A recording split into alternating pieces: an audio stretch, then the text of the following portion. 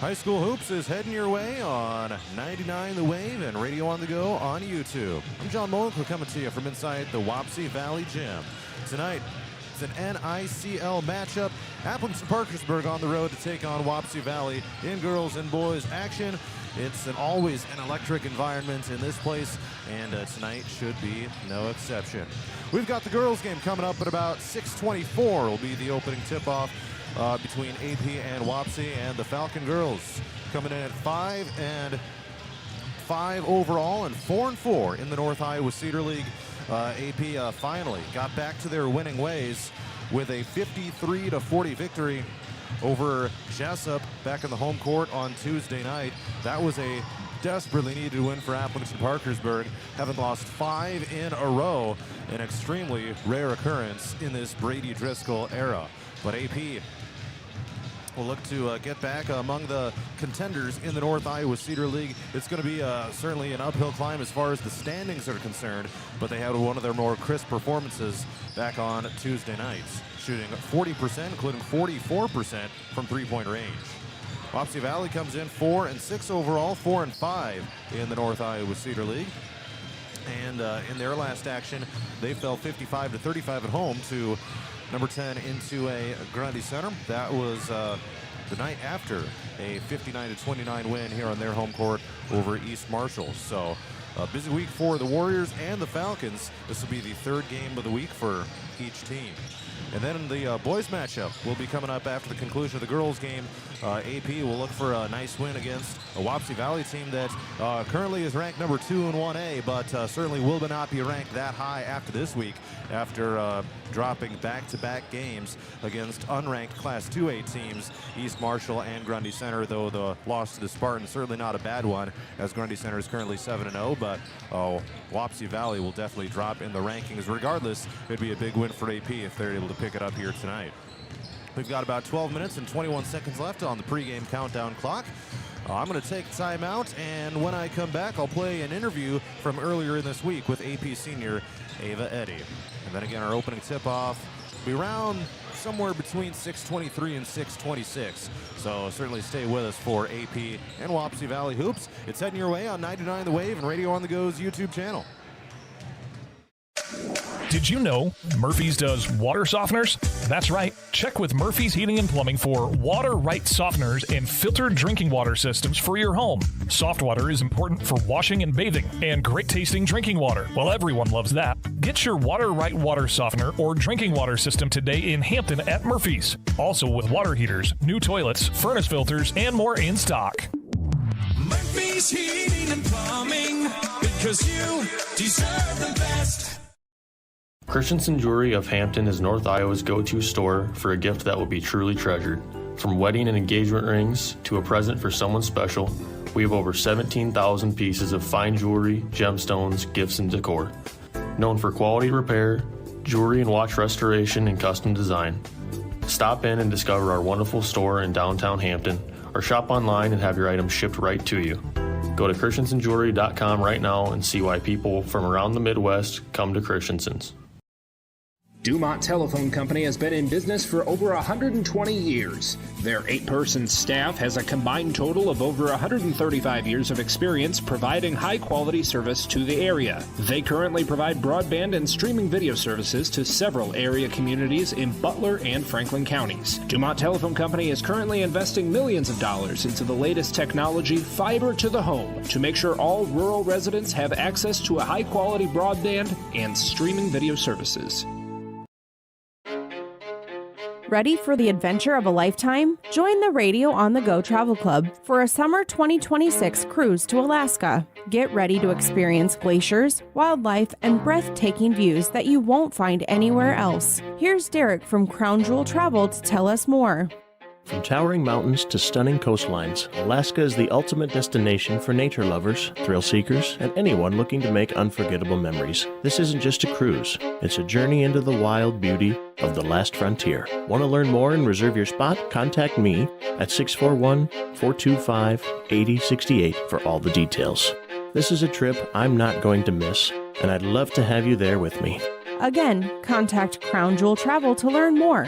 641-425-8068. Don't miss out. Start planning your Alaska adventure today with the Radio on the Go Travel Club and Crown Jewel Travel.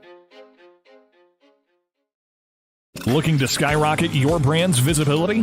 Look no further. On the Go Media delivers cutting-edge digital advertising solutions tailored just for you. Reach your audience wherever they are with precision targeting and captivating content. Elevate your brand with On the Go Media. Your digital success starts here. Contact us today. Email radio@radioonthego.com to grow your business with On the Go Digital. Locally owned and operated in Hampton, Iowa. Christensen Jewelry of Hampton is North Iowa's go-to store for a gift that will be truly treasured. From wedding and engagement rings to a present for someone special, we have over 17,000 pieces of fine jewelry, gemstones, gifts, and decor. Known for quality repair, jewelry and watch restoration, and custom design. Stop in and discover our wonderful store in downtown Hampton, or shop online and have your items shipped right to you. Go to christensenjewelry.com right now and see why people from around the Midwest come to Christensen's. Murphy's Heating and Plumbing. When it comes to plumbing, heating, and air conditioning, choose Murphy's Heating and Plumbing of Hampton. Check murphysheating.com. Murphy's Heating and Plumbing, because you deserve the best. Ready for the adventure of a lifetime? Join the Radio on the Go Travel Club for a summer 2026 cruise to Alaska. Get ready to experience glaciers, wildlife, and breathtaking views that you won't find anywhere else. Here's Derek from Crown Jewel Travel to tell us more. From towering mountains to stunning coastlines, Alaska is the ultimate destination for nature lovers, thrill seekers, and anyone looking to make unforgettable memories. This isn't just a cruise, it's a journey into the wild beauty of the last frontier. Want to learn more and reserve your spot? Contact me at 641-425-8068 for all the details. This is a trip I'm not going to miss, and I'd love to have you there with me. Again, contact Crown Jewel Travel to learn more. 641-425-8068. Don't miss out. Start planning your Alaska adventure today with the Radio on the Go Travel Club and Crown Jewel Travel. AP and Wapsie Valley Hoops is coming up in about 8 minutes here on 99 The Wave and Radio on the Go's YouTube channel. Back on Monday, I got a chance to talk to AP senior Ava Eddy. It was a tough night for the Falcons, falling to Gladbrook Rhinebeck on the road, but lots of lessons learned. We'll hear how it kind of translated into some of the successes they had on Tuesday night against Jessup. But here's my conversation back on Monday with Ava.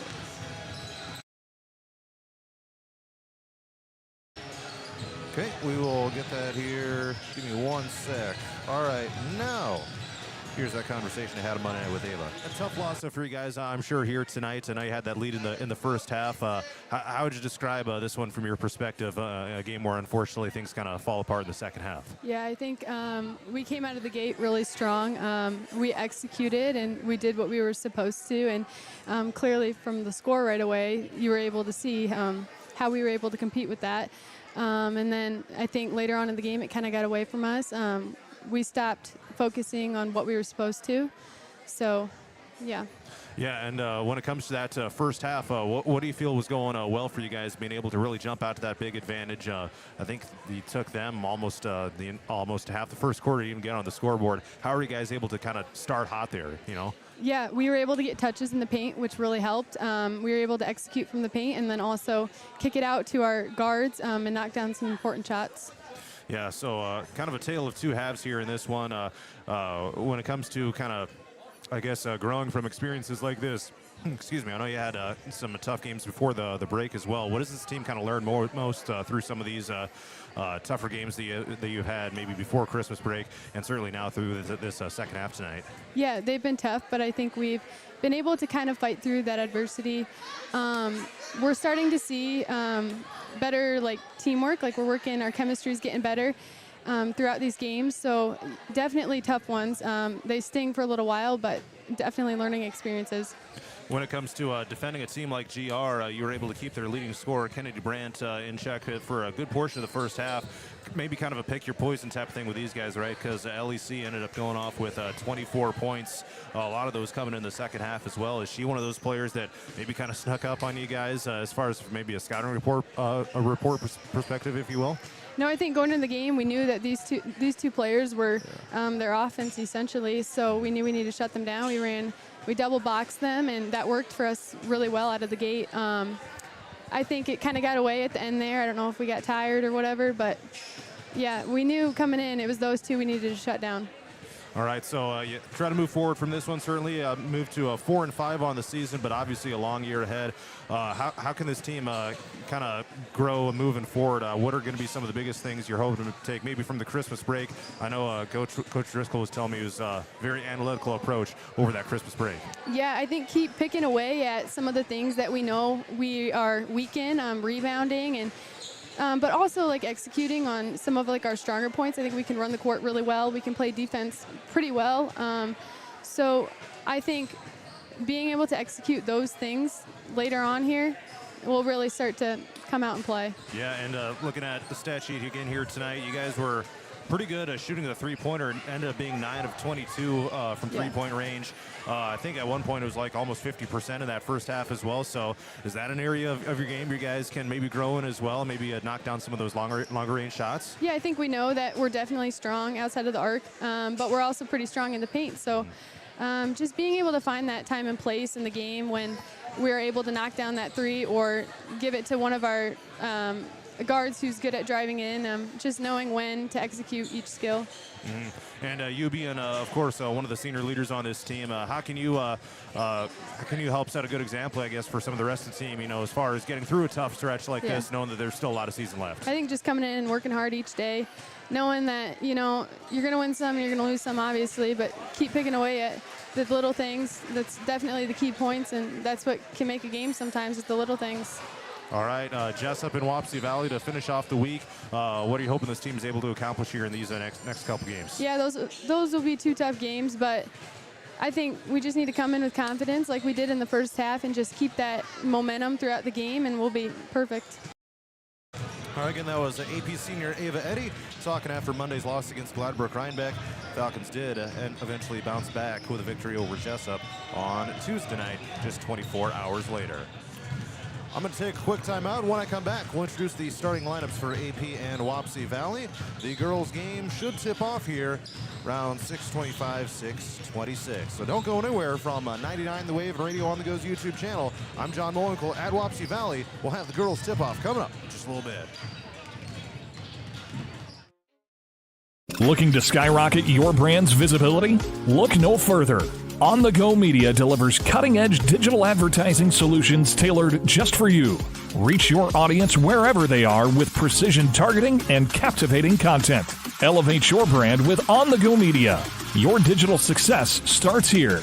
Contact us today. Email radio@radioonthego.com to grow your business with On the Go Digital. Locally owned and operated in Hampton, Iowa.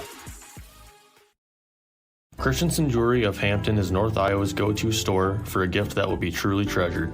From wedding and engagement rings to a present for someone special, we have over 17,000 pieces of fine jewelry, gemstones, gifts, and decor. Known for quality repair, jewelry and watch restoration, and custom design. Stop in and discover our wonderful store in downtown Hampton, or shop online and have your items shipped right to you. Go to christensenjewelry.com right now and see why people from around the Midwest come to Christensen's. Murphy's Heating and Plumbing, because you deserve the best. Ready to refresh your bath or kitchen? Murphy's Heating and Plumbing has your perfect match. From stunning showers to modern toilets, explore endless possibilities in Murphy's exclusive vendor showroom. Stop by on Highway 3 East in Hampton or call for your personal showroom tour. Murphy's Heating and Plumbing, transforming your dreams into reality. Murphy's Heating and Plumbing, because you deserve the best. Ready for the adventure of a lifetime? Join the Radio on the Go Travel Club for a summer 2026 cruise to Alaska. Get ready to experience glaciers, wildlife, and breathtaking views that you won't find anywhere else. Here's Derek from Crown Jewel Travel to tell us more. From towering mountains to stunning coastlines, Alaska is the ultimate destination for nature lovers, thrill seekers, and anyone looking to make unforgettable memories. This isn't just a cruise, it's a journey into the wild beauty of the last frontier. Want to learn more and reserve your spot? Contact me at 641-425-8068 for all the details. This is a trip I'm not going to miss, and I'd love to have you there with me. Again, contact Crown Jewel Travel to learn more. 641-425-8068. Don't miss out. Start planning your Alaska adventure today with the Radio on the Go Travel Club and Crown Jewel Travel.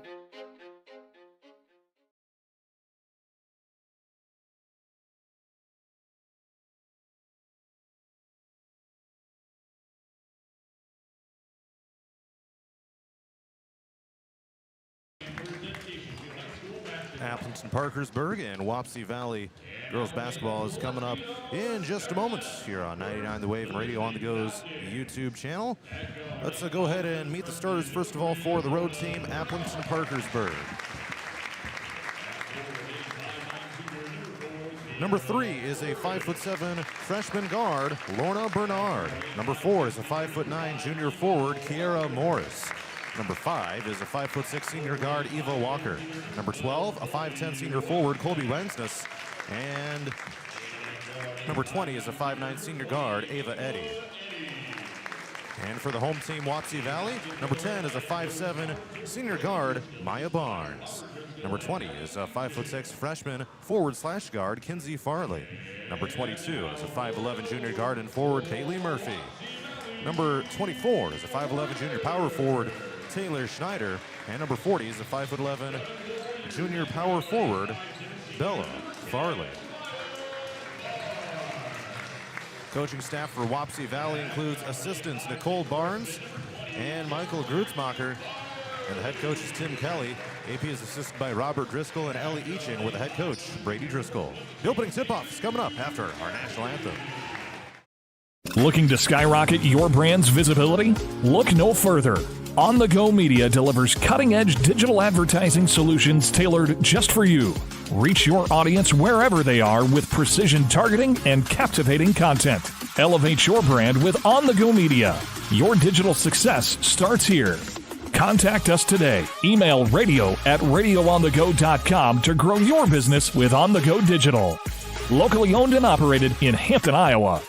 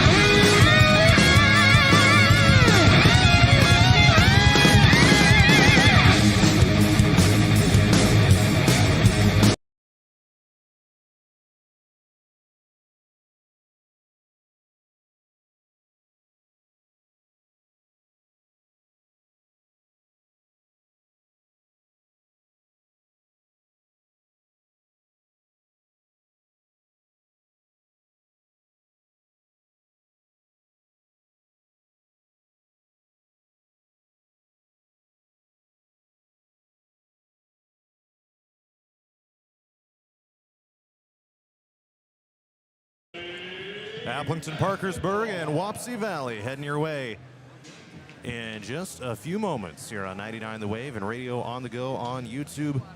Note for the Falcons here tonight, Lorna Bernard, as I just mentioned before the timeout, getting her second career start here against Wapsie Valley in place of Megan Bruns in the starting lineup tonight. So AP is a leading scorer on the season. Now a chance to compete in the starting lineup 10.9 points per game for her. Kiara Morris at 10.6 per game, and Colby Wangsness is at 10.2. So a nice 1-2-3 punch. The ball is in the air, and Wapsie Valley controls the opening tip-off, and they move it from left to right, as I see it from my broadcast location here in Press Row. Turnaround shot, left side of the lane, up and in for Bailey Murphy.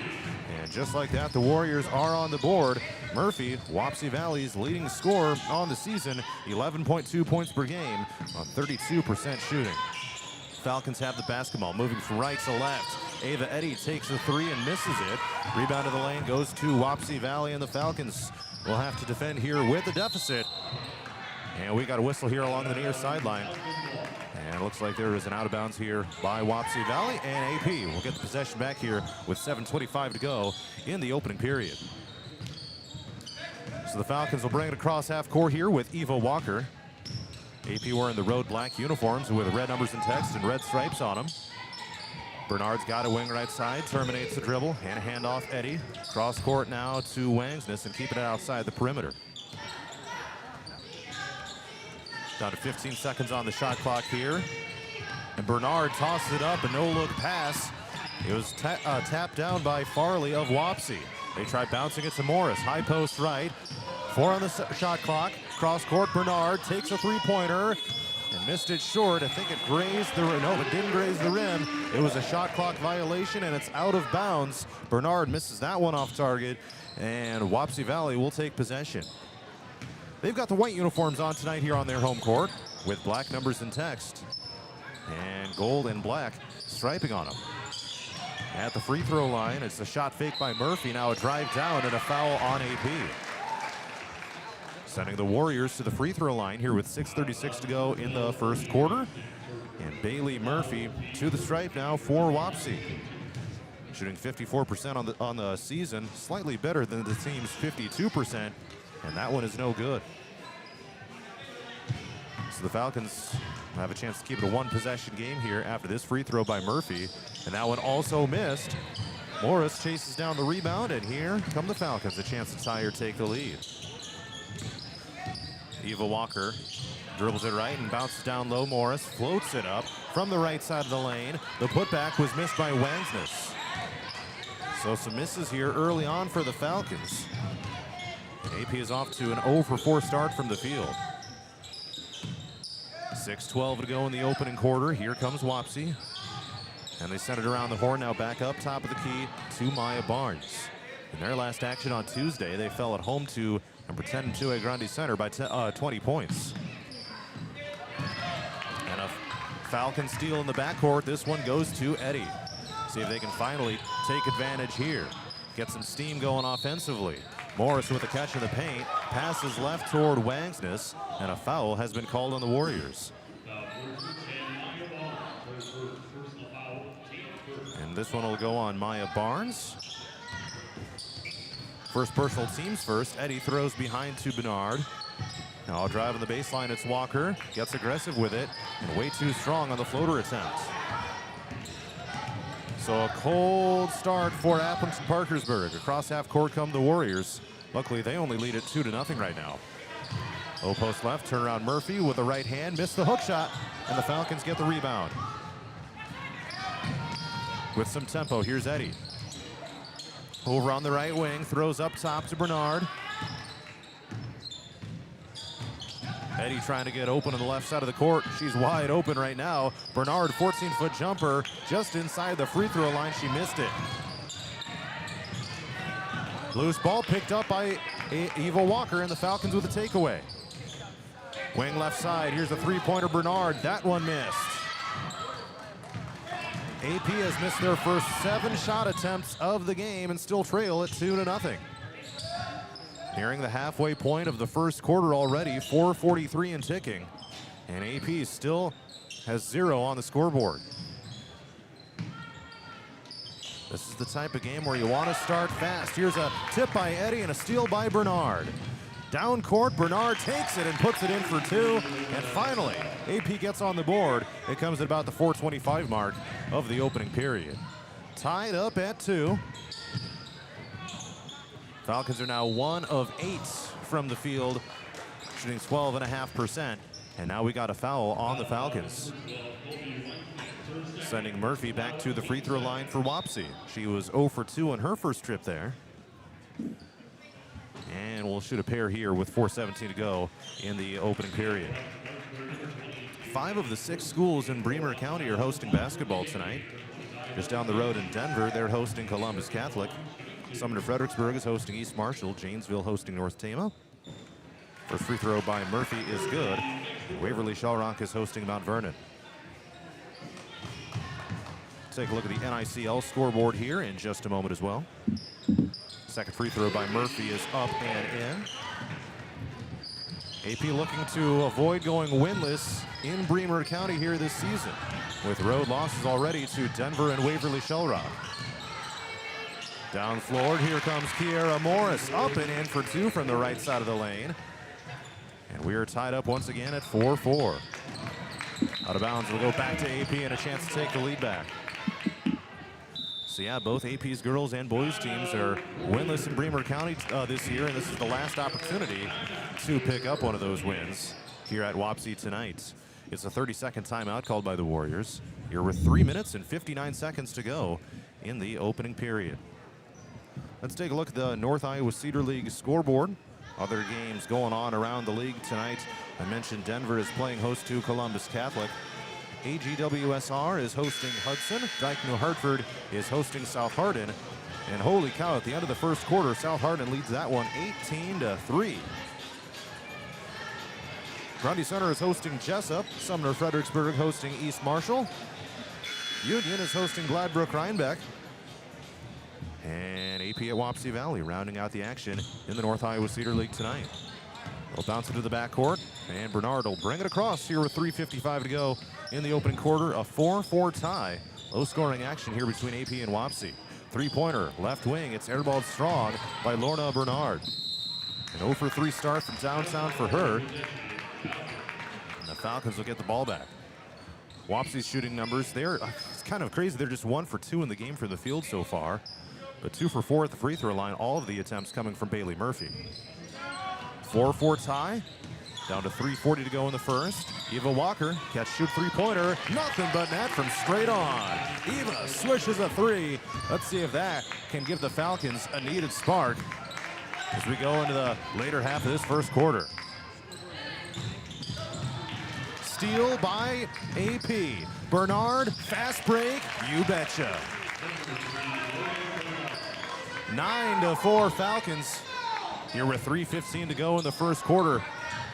Starting to heat up and get some defensive stops, getting some takeaways in the process, and that's an obvious travel on Wapsie's Murphy. That'll turn it back over to AP, and now a chance to really put the pedal down after some back-to-back buckets here on the last few possessions. Looks like AP might have a slightly larger crowd here than Wapsie does. Megan Bruns checks in, coming in off the bench. Here's a long 2 from the left wing. It's missed, and Wapsie gets the rebound. Megan Bruns had started most of the games this year. And now Ava Eddy gets a steal in the backcourt. They bounce it left. Bernard tries keeping it in bounds.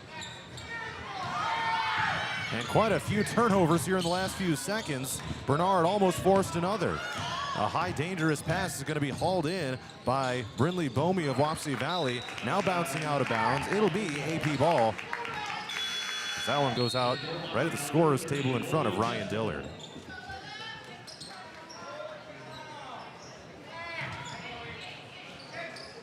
Well, let's take a look at the upcoming schedule for the Falcons. They will return to action back at home on Tuesday night, hosting Denver. Look to bounce back from that previous loss this season. Bruns takes a 3 from the right side corner and misses. Out of bounds here on the near side. It'll stay with Wapsie Valley with 2 minutes and 14 seconds left here in the first quarter. And a timeout has been called by the Warriors. AP 9, Wapsie Valley 4. Other action tonight. The APGC girls wrestling team is over at a tournament at Central Elkader. Interesting road trip over there. Some teams from Wisconsin also competing in that tournament. And some of the early action so far, not a lot has taken place. However, quite a few of AP's wrestlers have guaranteed themselves spots in the top 8. Grace Storyhan is still alive in the championship bracket. She's advanced to the 125-pound semifinal. Ellie Reitz moving on to the semis at 135. Same for Kaylee Harkin at 140. Zoe Uhlenhop at 155, also moving on to the semis. And AP will get the ball here. And looking at the results, looks like that's about it. So those APGC wrestlers all going to the semis. All the rest still live in consolation action over at El Cater. Three-pointer from the right wing. Bernard, it bounces high on the rim, and the rebound goes to Wapsie. And a foul immediately gets called on AP on that rebound attempt. So AP shooting in the game so far, now 1 of 7 from three-point range, 4 of 15 overall. They have not attempted a free throw. And that's the first foul of the game for Kiara Morris, and the team's third with 1 minute and 50 seconds left in the first quarter. Wapsie gets across half court with a couple seconds to spare. Lola Destival is checked in, and a cross-court pass to Ellie Davey. She's got it right now and throws up top here to Barnes. A plethora of turnovers earlier on in the first quarter here for Wapsie. Allowed the Falcons to go on a little bit of a scoring rally, but have cooled down since. Three-pointer, rattled down through, that's Maya Barnes. And the senior guard of Wapsie Valley puts in the team's first 3 of the night. Now 1 for 1 from downtown. Ava Eddy looks for the answer, and she missed it short. Not quite able to chase down her own rebound. And we got a foul here as Eddy collides with Barnes. And that'll be Ava's first of the game with 1 minute and 7 seconds left here in the first quarter. I have to imagine it was a big-time relief for Brady Driscoll, coaching staff, all the players to get that win over Jessup back on Tuesday night after losing 5 straight. Just an unheard of losing streak since Driscoll took over as head coach. We got 1 minute left here in the first quarter, and Wapsie has a chance to tie or take the lead. 9-7 Falcons. It's going to be a tie-up in the lane and a jump ball. Possession arrow will keep it with Wapsie.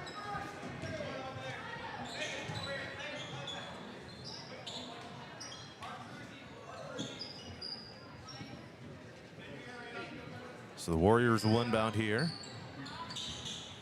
They bounce it right into the paint. Layup from right underneath is in for Taylor Schneider. And we are tied up at 9. Down to 42 seconds left in the first. And here comes Walker across half court. AP is in no hurry on this possession. There's going to be a double screen up top by Morris and Bruns. Walker drives down and commits an offensive foul. Barnes hits the deck. And the Warriors get it back with 31 seconds left in the first and a chance to take the lead heading into the second. Brady Driscoll over on the sideline has got his arms crossed, not happy with how that possession went, knowing his team squandered an opportunity to take the lead back. Wapsie has a chance to do that, but they travel with the basketball. Falcons get it back with 21.7 left in the period. And let's see if they hold for the last shot here. Be patient with this possession and take a lead into the second quarter. Let's see if that is, in fact, what they elect to do. Certainly a lot of options, but let's see. All right, so no hurry to get it down floor, with Walker running the point. They bounce to Wangsness, now up top with the key. Morris sends it right to Eddy. 7 on the game clock. Down to Wangsness, pivots around, three-pointer, Ava Eddy right before the buzzer, and the Falcons take the lead into the second quarter. Eddy with her first three-pointer of the game, and it's AP 12, Wapsie Valley 9, as we head to the second from the home gym of the Warriors on Radio On The Go Sports.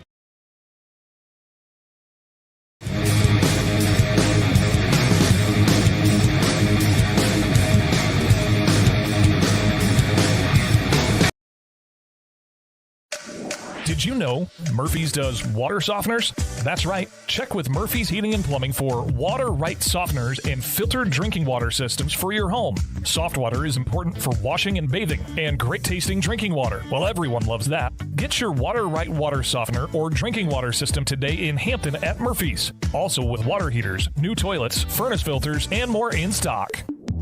Murphy's Heating and Plumbing, because you deserve the best.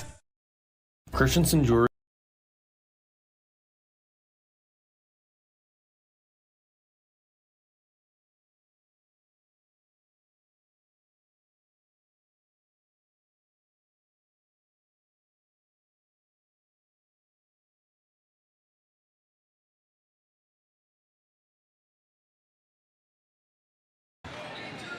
Let's head to the second quarter here inside the Wapsie Valley Gym. It's a 12-9 lead for the Falcon girls over the Warriors here as we get rolling in the second stanza. Stoked you're with us here on 99 The Wave and Radio on the Go's YouTube channel. Colby Wanks just pulls up from just right of the bucket and misses from short range. One of the Falcon leading scorers with 10 points per game. And Wapsie Valley into the front court, here they come. Catch, shoot, three. It's going to be missed off the rim by Farley. Offensive rebound slips out to the Warriors. Bounce down, right side, and layup is good by Bella Farley from the right side post, right underneath the bucket.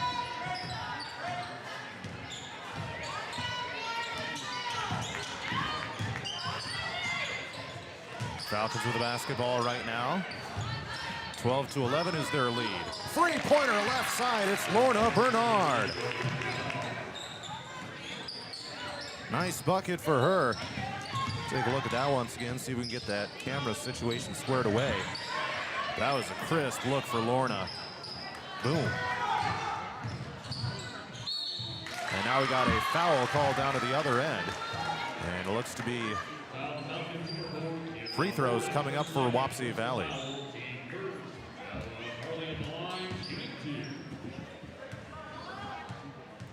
So two shots at the line coming up here for the Warriors. First free throw is up and in from Bella Farley, and that makes it a 3-point game. 15-12 in favor of Aplington-Parkersburg.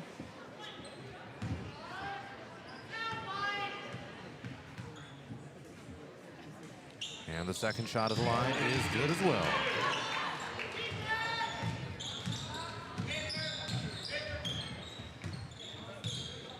So here comes Walker across half court here for AP, leading 15-13.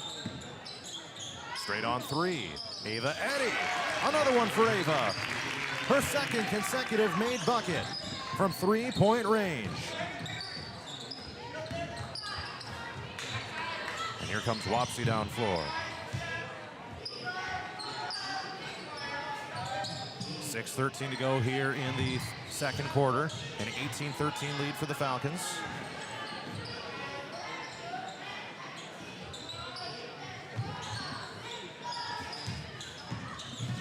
Drive on the baseline and a kick out.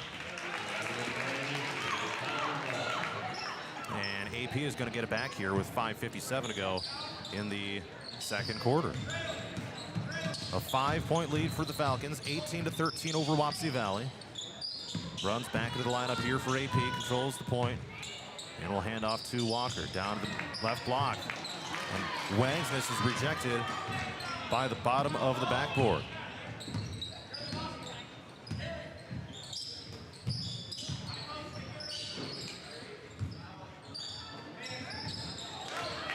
Loose ball, it's going to be picked up by Bruns.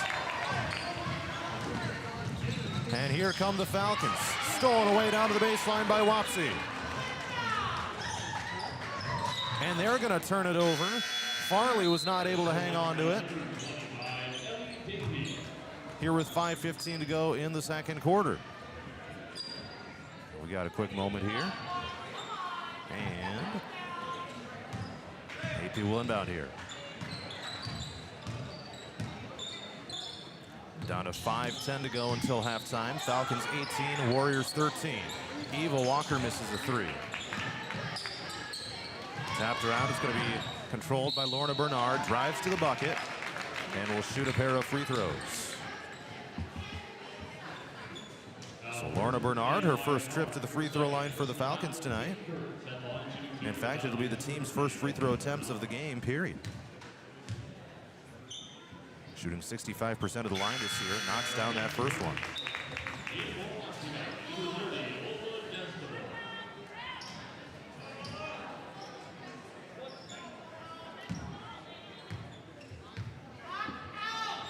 And the second shot is good. Lorna goes 2 for 2 on that trip to the line. AP extends the lead to 20-13.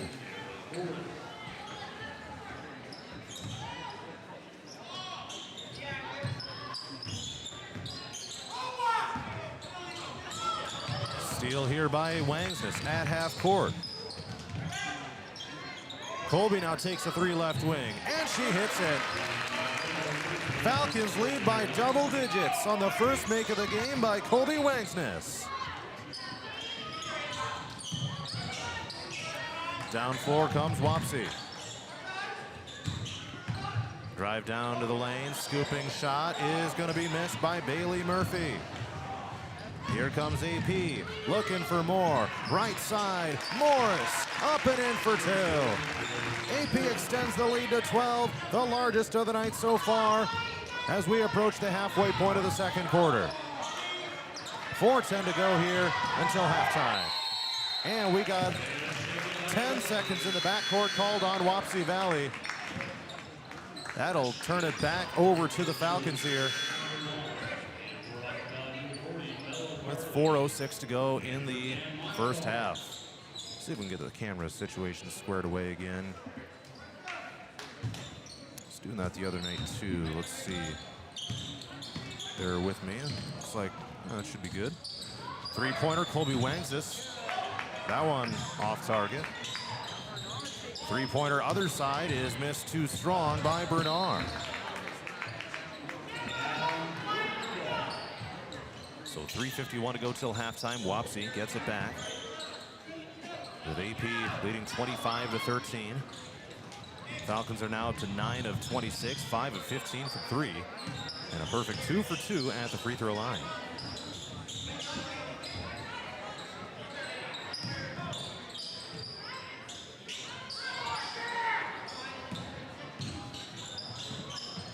Bounce down into the lane, turn around to the left side, missed by Farley off the backboard. Now we got a whistle and a tie-up.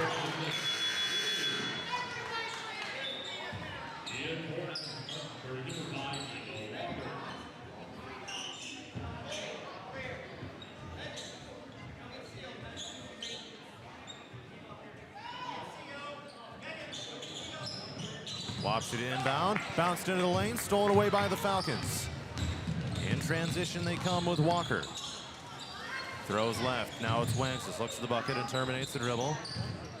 Bernard was open for a sec. Wangsness hard dribble in the lane. Off the backboard and in for 2 from the left side of the paint.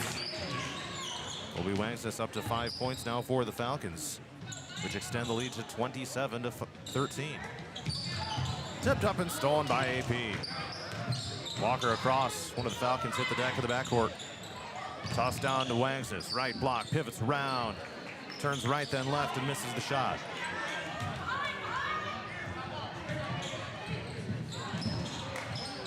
And it's going to be out of bounds to AP. With 2:38 to go in the first half.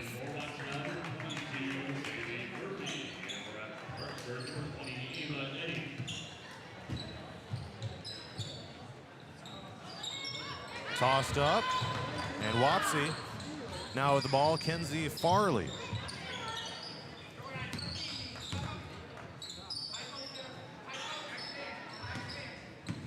Falcons have the Warriors more than doubled up here in the closing minutes of the first half. After a slow start, jumpers missed here by Barnes, an air ball in fact. And we got a timeout called by Wapsie Valley. We will step aside as well with AP leading 27-13, 2:17 till halftime. Of Hampton is North Iowa's go-to store for a gift that will be truly treasured. From wedding and engagement rings to a present for someone special, We have over 17,000 pieces of fine jewelry, gemstones, gifts, and decor. Known for quality repair, jewelry and watch restoration, and custom design. Stop in and discover our wonderful store in downtown Hampton, or shop online and have your items shipped right to you. Go to christensenjewelry.com right now and see why people from around the Midwest come to Christensen's. Dumont Telephone Company has been in business for over 120 years. Their 8-person staff has a combined total of over 135 years of experience providing high-quality service to the area. They currently provide broadband and streaming video services to several area communities in Butler and Franklin counties. Dumont Telephone Company is currently investing millions of dollars into the latest technology, fiber to the home, to make sure all rural residents have access to a high-quality broadband and streaming video services. Ready for the adventure of a lifetime? Join the Radio on the Go Travel Club for a summer 2026 cruise to Alaska. Get ready to experience glaciers, wildlife, and breathtaking views that you won't find anywhere else. Here's Derek from Crown Jewel Travel to tell us more. From towering mountains to stunning coastlines, Alaska is the ultimate destination for nature lovers.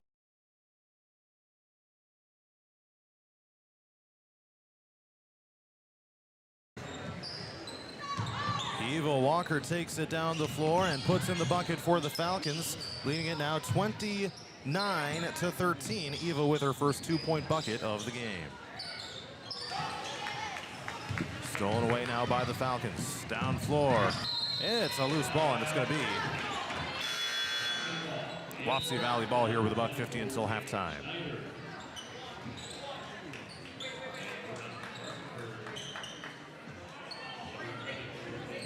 AP 29, Wapsie Valley 13. Lorna Bernard, 9 points to lead the way here for AP so far. And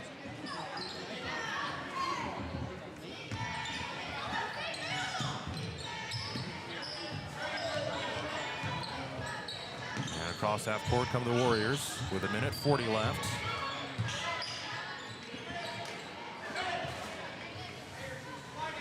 And the turnaround shot missed. Cross court, it's Bernard. Takes the dribble and stops. Ooh, she looked at the bucket, thought about a three.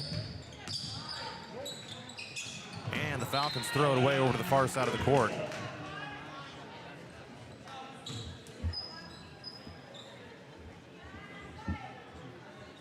And the Warriors will get it back here with 1:18 left in the first half. They've been stuck on 13 for the longest time here. AP now up to 37% shooting for the game, despite missing their first 7 shots. They're now 11 of 29. Right wing three-pointer is swished.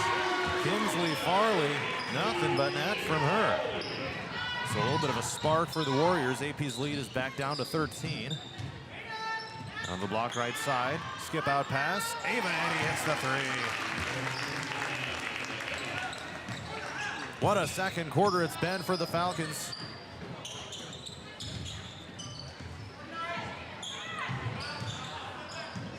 Now 6 of 16 from three-point range. Lorna Bernard into the paint. Throws it off of defenders in the lane. A little bit of an errant pass there.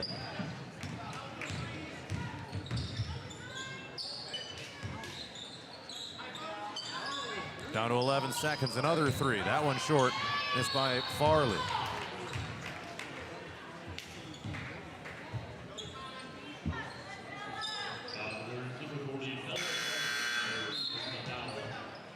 So AP now with 7.6 seconds left in the first half.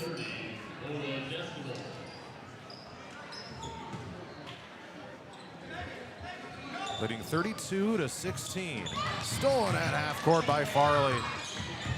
Here she comes.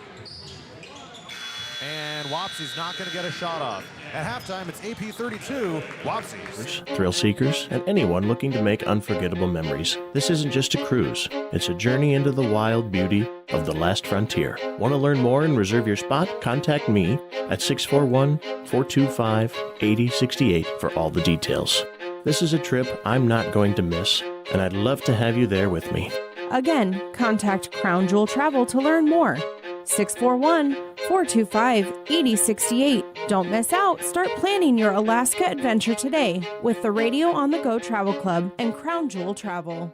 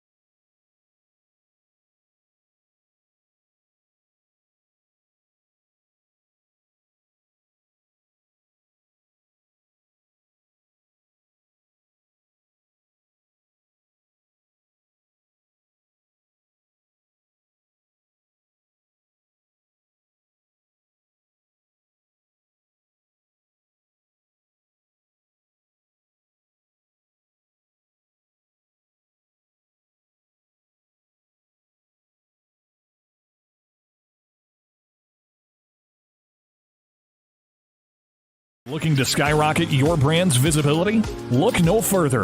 On the Go Media delivers cutting-edge digital advertising solutions tailored just for you. Reach your audience wherever they are with precision targeting and captivating content. Elevate your brand with On the Go Media. Your digital success starts here. Contact us today. Email radio@radioonthego.com to grow your business with On the Go Digital. Locally owned and operated in Hampton, Iowa. Christensen Jewelry of Hampton is North Iowa's go-to store for a gift that will be truly treasured. From wedding and engagement rings to a present for someone special, we have over 17,000 pieces of fine jewelry, gemstones, gifts, and decor. Known for quality repair, jewelry and watch restoration, and custom design. Stop in and discover our wonderful store in downtown Hampton, or shop online and have your items shipped right to you. Go to christensenjewelry.com right now and see why people from around the Midwest come to Christensen's.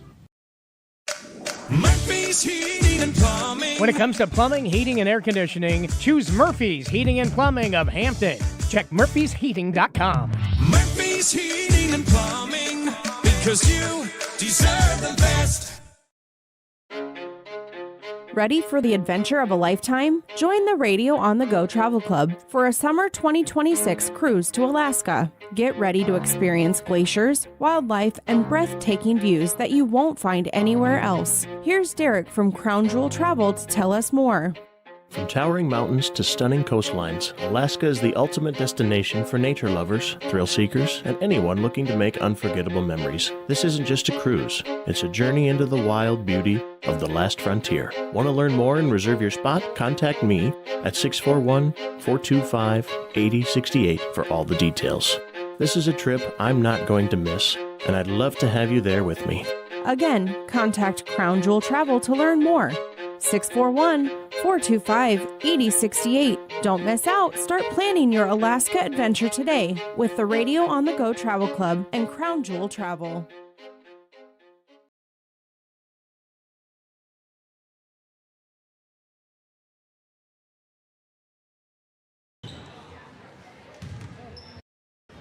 Aplington-Parkersburg and Wapsie Valley. John Moenkel with you here from inside the Wapsie Valley Gym. It is AP 32, Wapsie Valley 16, as we have reached the halftime break.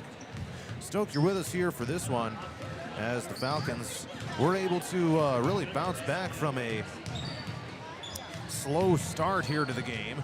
Now have the Warriors doubled up as we've reached the halftime break. Let's take a look at some of the stats here so far for this one. Let's see here. 12 of 30 is AP from the field, so 40%. Lorna Bernard leads with 9 points. Ava Eddy with 9 as well. Eva Walker has 5. Chloe Wences has 5. Kiara Morris has 4. AP as a team is 6 of 16 from three-point range and 2 of 2 at the free throw line. By the way, the leading scorers, Lorna Bernard, 3 of 9, including 1 of 6 from 3, 2 of 2 at the line. And Ava Eddy is 3 of 5 shooting, all from three-point range. And she has not attempted a free throw. Wapsie Valley so far in the game is 5 of 12 shooting. So that's a stark difference right there. AP is well over half of the, or twice the number of field goal attempts as the Warriors do. Wapsie is 2 of 4 from 3 and 4 of 6 at the free throw line. Bailey Murphy and Bella Farley each have 4 points. Maya Barnes and Kinsley Farley each have 3, and Taylor Schneider has 2 for Wapsie Valley. Coming up later tonight, it'll be the boys' game between the Falcons and the Warriors. So that'll be a big one as well. AP will look for a win over a ranked team, Wapsie Valley, right now, number 2 in Class 1A. And also, a note for this series, AP has won 15 straight here in the girls series. The last Wapsie Valley win was all the way back on December 11th, 2015. It's been over a decade since Wapsie Valley has defeated Aplington-Parkersburg in girls basketball. That is just crazy right there. Again, 15 straight in the series for AP. All right, so I'm going to step aside, and when I come back, it'll be the second half between AP and Wapsie Valley. Falcon girls leading the Warriors 32-16 on Radio On The Go Sports.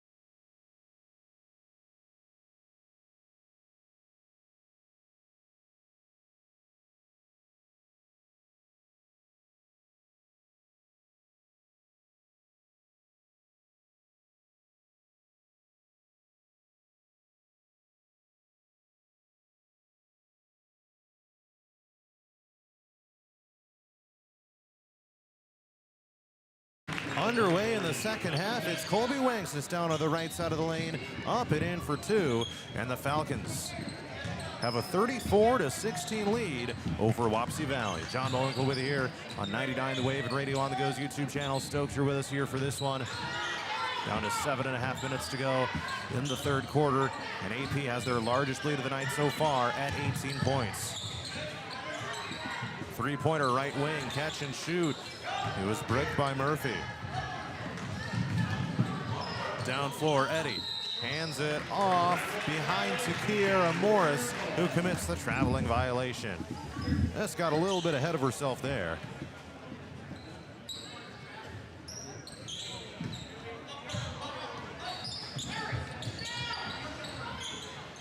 And we got a player a little slow to get up. Looks like Maya Barnes kind of hobbling a little bit for Wapsie Valley, but she controls the ball. Maybe she'll get taken out of the next dead ball, not quite sure. And now she takes a slip down to the right side of the lane, and we got a jump ball. Wapsie will keep it here on the alternating possession. And they're going to bring in a substitution. And it's been a timeout called by Wapsie Valley here with 6:49 to go in the third quarter. Full timeout. We'll take it as well here on Radio on the Go. Looking to skyrocket your brand's visibility? Look no further. On the Go Media delivers cutting-edge digital advertising solutions tailored just for you.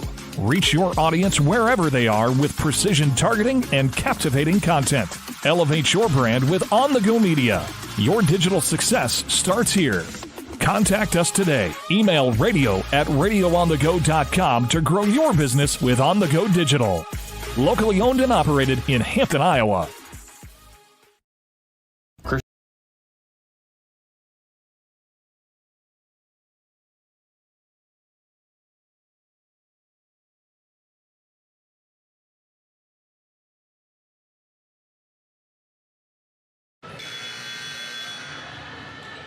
.6:49 to go here in the third quarter.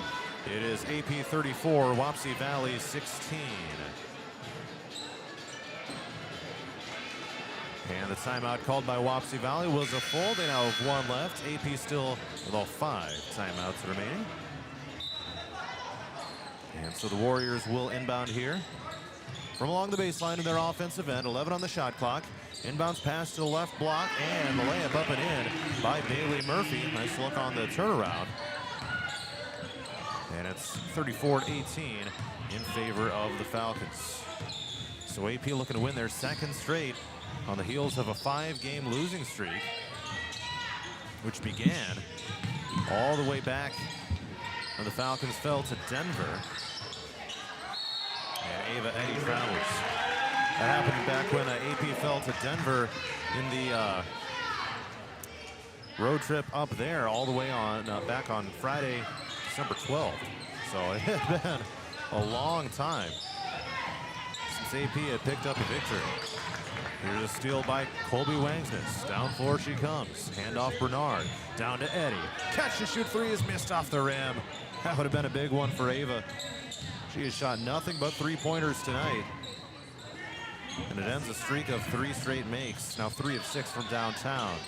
This bucket up on the right side, missed by Kinsley Farley. And it's going to be a foul called on Wapsie Valley, their first here of the second half. With AP leading 34-18.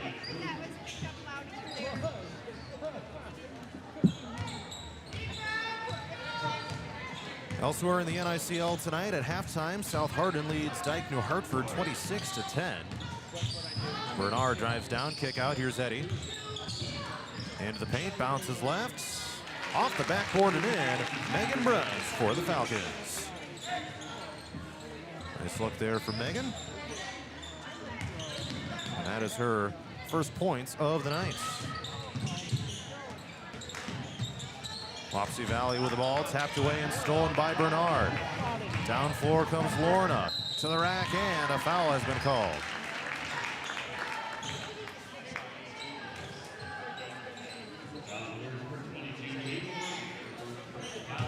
So it'll be free throws coming up here for Lorna. I think I figured out the issue here. We'll switch away for a sec.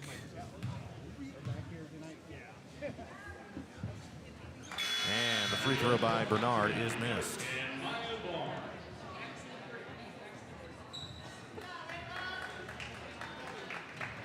So Lorna will get one more. That was the team's first miss from three-point range tonight as well. And the second one is rattled down through. 1 for 2 on that trip to the line.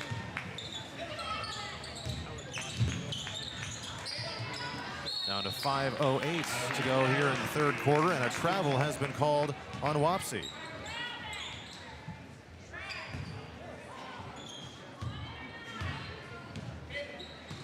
So Walker will bring it across half court here for the Falcons.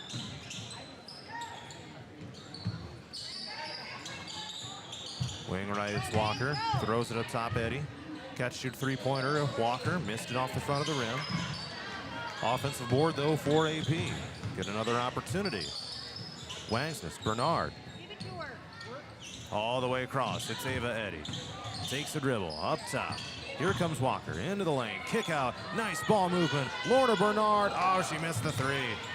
Rebound chased down in the corner. It's controlled by Wapsie. Slapped out of bounds by Colby Wangsness. And will stay here with the Warriors.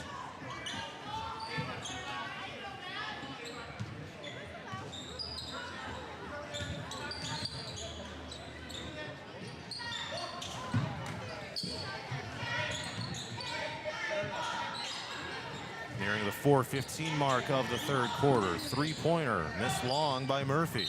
Falcons with a rebound.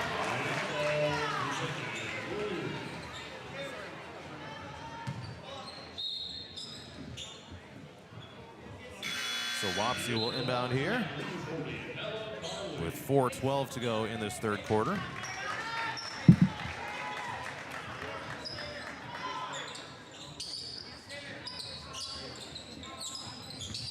Bounce it into the right block. It's Schneider. And around the horn, they send it to Bailey Murphy. Down to the wing left. Stops the dribble. Down to the baseline. The angle looks to be from behind the backboard by Barnes. And we got a whistle here. It'll stay with the Warriors.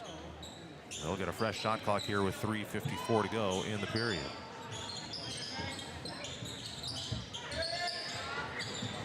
Deep inbounds pass up to the top of the key, and the Warriors will reset things here with a fresh 35.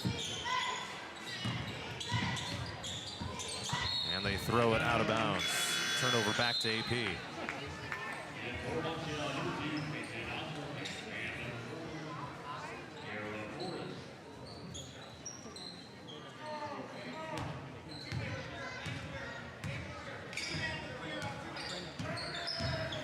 So here comes Walker across half court for the Falcons. Down to the lane, it's Morris. Kick out to the wing. Ava Eddy a three. Missed. Rebound Warriors.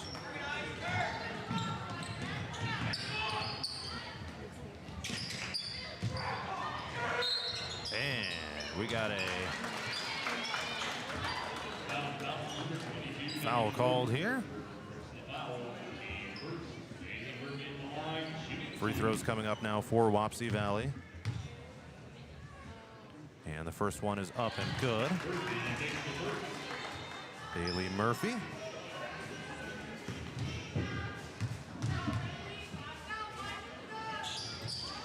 And that one missed. Falcons with a rebound. Down floor they come with Walker. Skip down to the post, bouncing to the baseline and out of bounds. Trying to get this fixed here on the YouTube. There we go, maybe. See if that. See what that ends up doing. Here's the newcomer into the Falcon lineup. It's Peyton Osterkamp. Down floor she comes, and it bounces out of bounds, and it'll go to the Warriors. Nope, it'll stay with the Falcons here.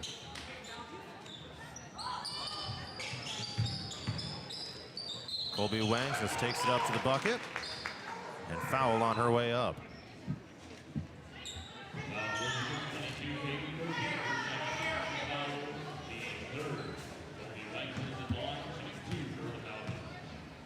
So So Colby to the free throw line.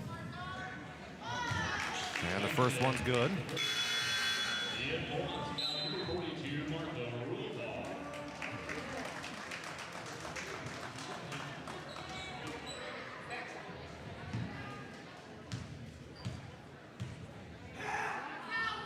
And the second one by Colby is swished.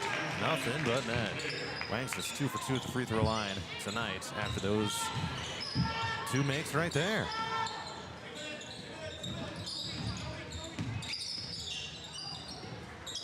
Warriors have it on offense. 2:40 to go here in the third quarter. Three-pointer knocked down left side corner. Maya Barnes. Now she is 2 for 2 from three-point range in the game so far.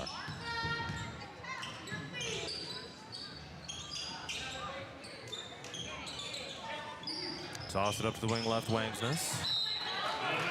Out of bounds, and it'll be AP ball. No, Wapsie ball. 2:19 to go in the third quarter.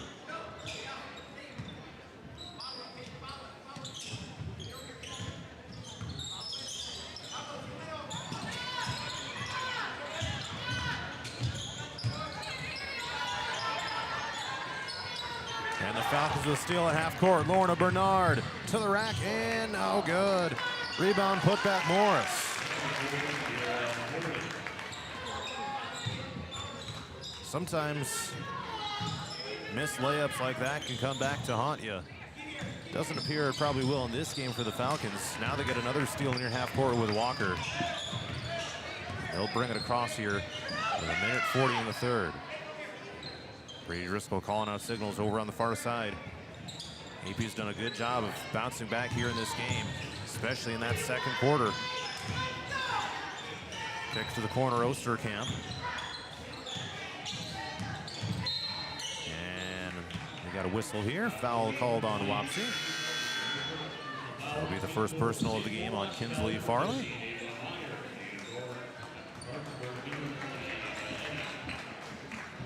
And the Falcons will inbound here with a fresh 35-second shot clock with Ava Eddy down to the baseline. Bounce it in.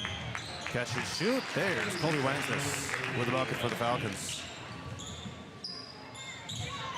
Colby now up to 11 points, a team high. Stolen away by Colby. Right side of the lane. And a blocking foul on Wapsie.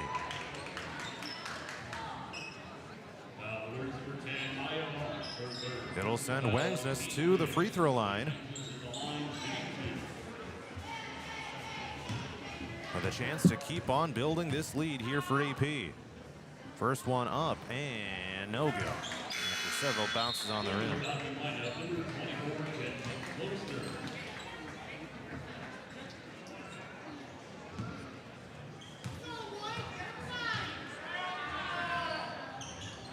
Second one good.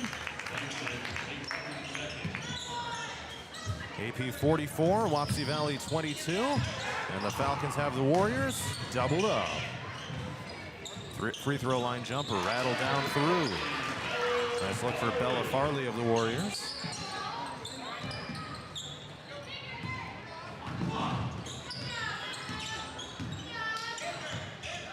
Osterkamp lost the handle on it. It was kind of a high dribble. Lost contain of the ball.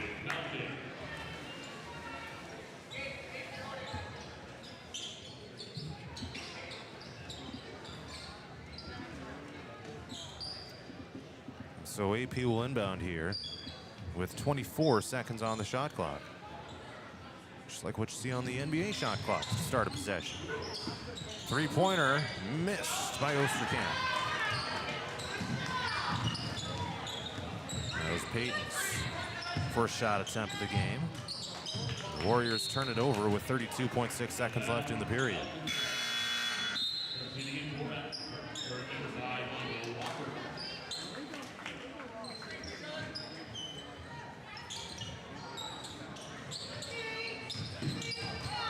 And Eva Walker gets tripped up. No foul has been called. And it's going to be a backcourt violation on Wapsie after all that. That was interesting.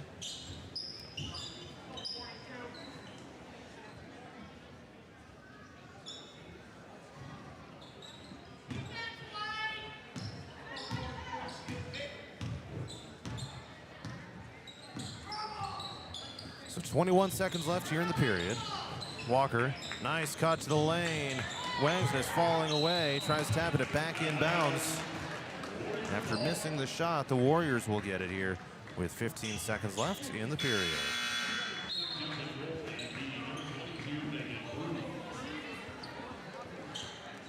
Megan Bruns comes in for the Falcons.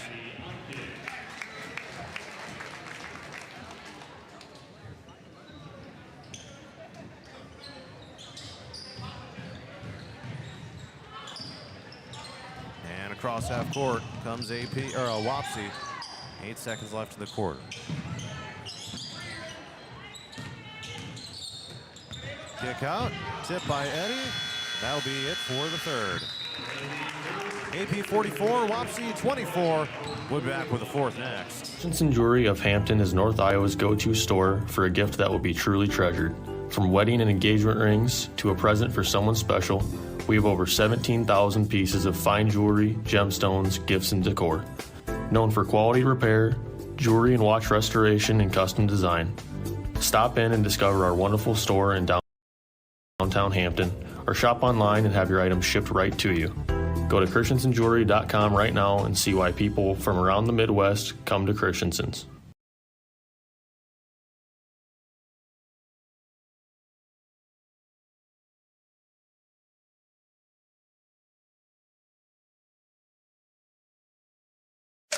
Murphy's Heating and Plumbing, because you deserve the best. Ready to refresh your bath or kitchen? Murphy's Heating and Plumbing has your perfect match. From stunning showers to modern toilets, explore endless possibilities in Murphy's exclusive vendor showroom. Stop by on Highway 3 East in Hampton or call for your personal showroom tour. Murphy's Heating and Plumbing, transforming your dreams into reality. Murphy's Heating and Plumbing, because you deserve the best.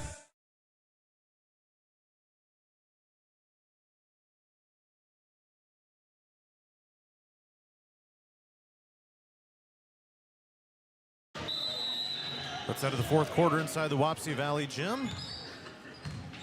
It's AP 44, Wapsie Valley 24. And the Warriors have the ball here as we start the final stanza. Steal by Eddie. Here she comes, fast break, layup is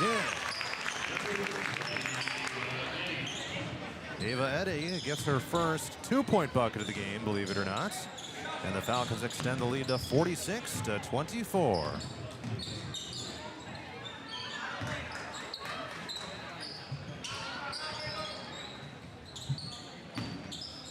So AP will move back to above 500 with tonight's results.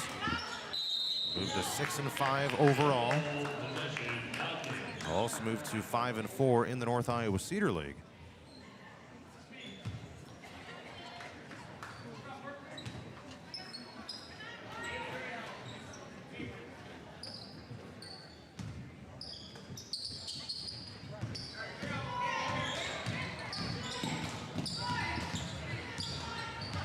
Across half court comes Eva Walker. And we got a foul called on Wapsie.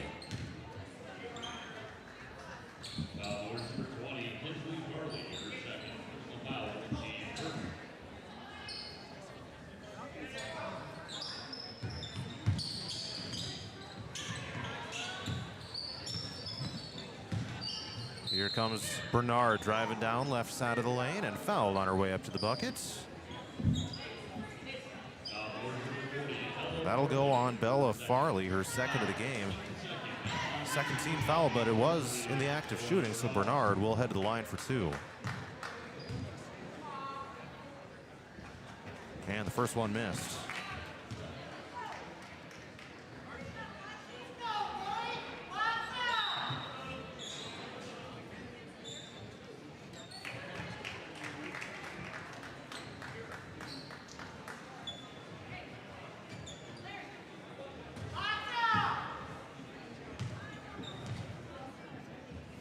And the second one is missed.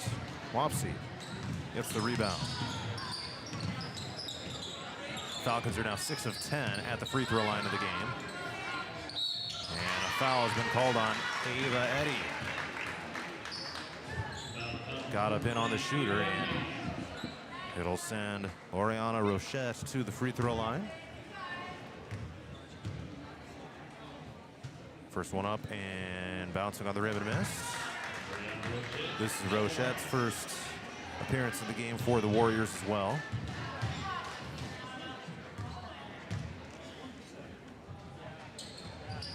And the second one missed. Falcons chase down the rebound with Colby Wangsness on the far side of the floor.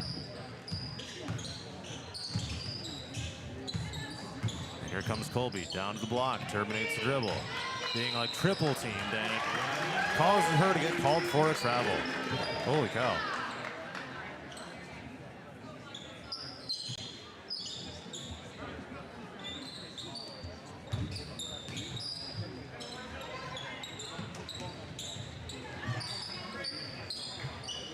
Six and a half minutes to go in the fourth quarter. AP 46, Wapsie Valley 24. Eddie with a takeaway, but an immediate foul is called.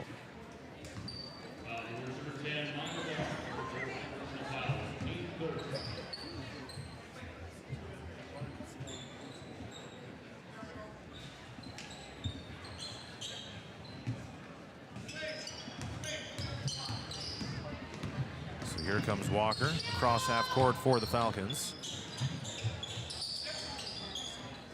Down to the lane, it's Morris, kick out Eddie. Catch, shoot, three. Nothing but net for Ava. And she has been a three-point assassin tonight, let me tell you that right now. And here comes Wapsie down the other way. And a foul called on the Falcons with 5:52 to go in the fourth quarter, leading 49-24. A 25-point lead here for AP.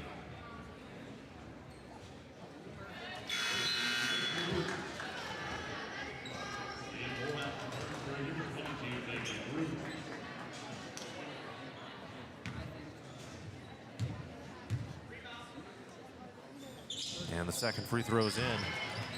Here by Bailey Murphy.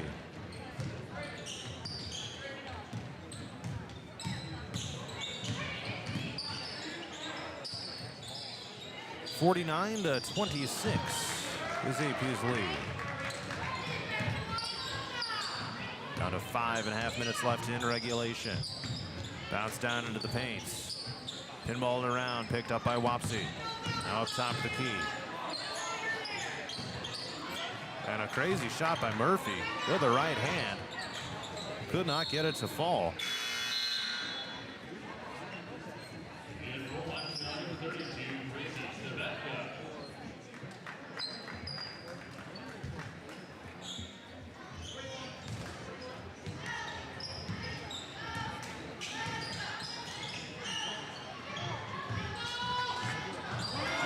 And here comes Wapsie, taking it back with Barnes. Stolen right back by Bernard. Straight on three, it's Wangsness. Bricked it to the left.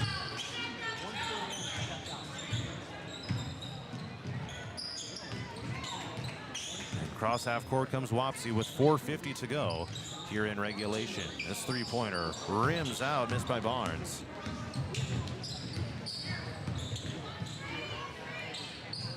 And down the other way, drive to the lane. Bernard floats up and will head to the free throw line.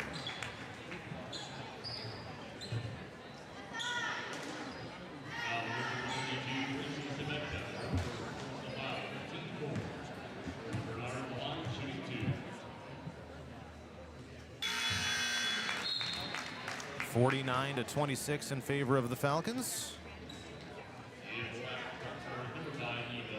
Make it 50 after the made free throw. And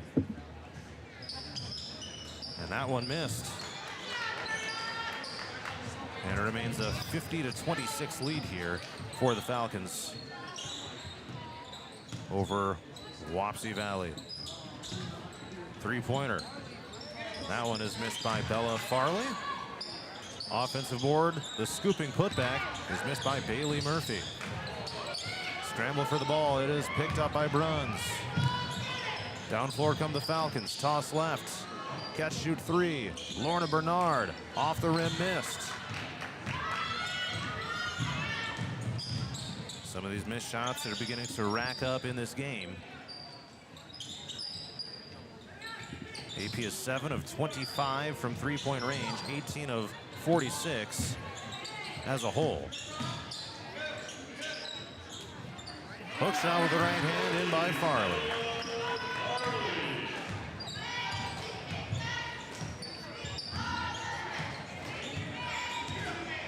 Working down to 3.5 minutes left in the game.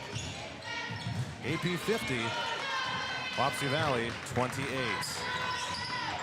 Warriors will come down the other way. Reset the camera here. There we go.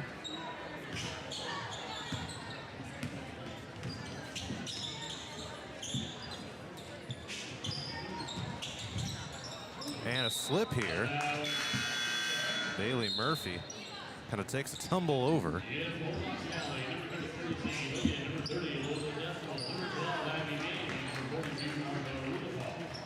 And we got some substitutions coming in. AP sends in Jensen Closter to replace Colby Wangsness. Also Peyton Osterkamp back in.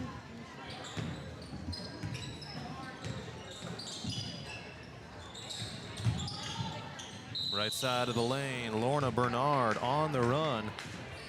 She will head to the free throw line. Sabeka called for the Wapsie Valley foul. AP in the bonus with 5+ committed by the Warriors. 51-28 after Lorna Bernard knocks down that one.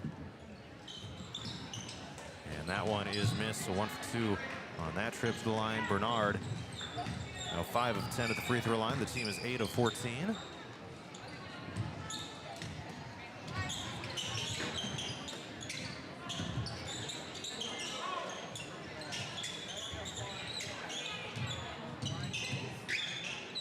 Working down to 2:33 to go in regulation.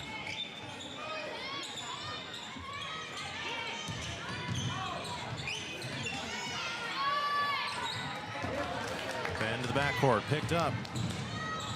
Peyton Osterkamp to the rack, couldn't get it to fall. Her putback is in. Count it for Peyton Osterkamp.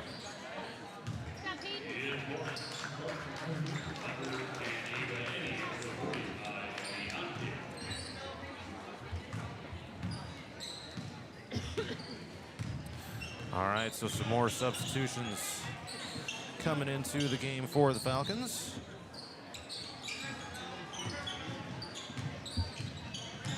Looks like, let's see here, Addie Onken has checked into the game. Same with Bella Bernard. Megan Bruns, Peyton Osterkamp, and Jensen Closter also on the floor for the Falcons. And we got a shot clock violation here.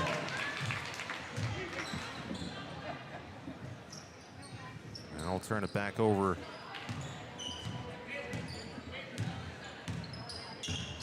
And here comes AP. With 90 seconds left in the game. Stolen away by Wapsie Valley. 53-28 is AP's lead. Actually, I think it's 56. I think the scoreboard might be missing one here. Scooping shot left side. Abby Mann with a scoop for the Warriors. Could not get it to fall, and the Falcons get it back. Here with 1 minute to go. See if they can close it out strong here. Down to the baseline right, into the lane. Floating up, the shot is missed by Onken. And Got a ragtag here for this set of events, but now we got a whistle.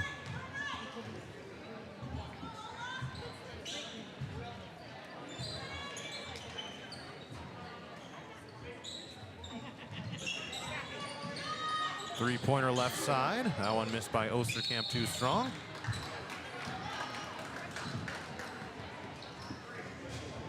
And another foul has been called.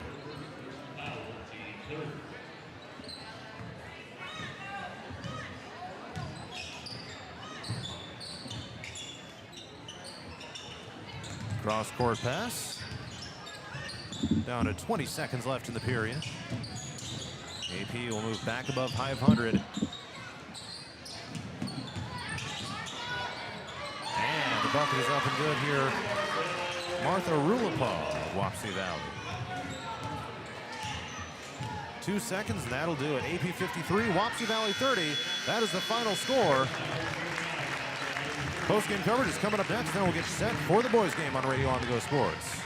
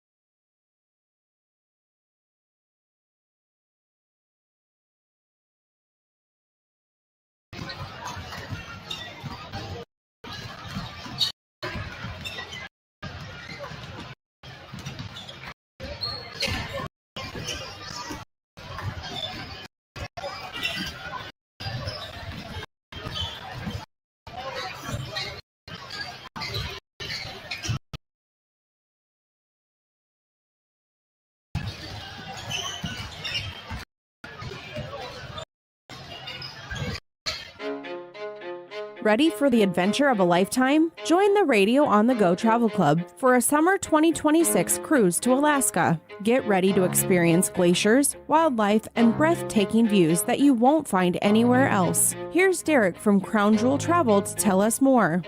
From towering mountains to stunning coastlines, Alaska is the ultimate destination for nature lovers, thrill seekers, and anyone looking to make unforgettable memories. This isn't just a cruise, it's a journey into the wild beauty of the last frontier. Want to learn more and reserve your spot? Contact me at 641-425-8068 for all the details. This is a trip I'm not going to miss, and I'd love to have you there with me. Again, contact Crown Jewel Travel to learn more. 641-425-8068. Don't miss out. Start planning your Alaska adventure today with the Radio On The Go Travel Club and Crown Jewel Travel.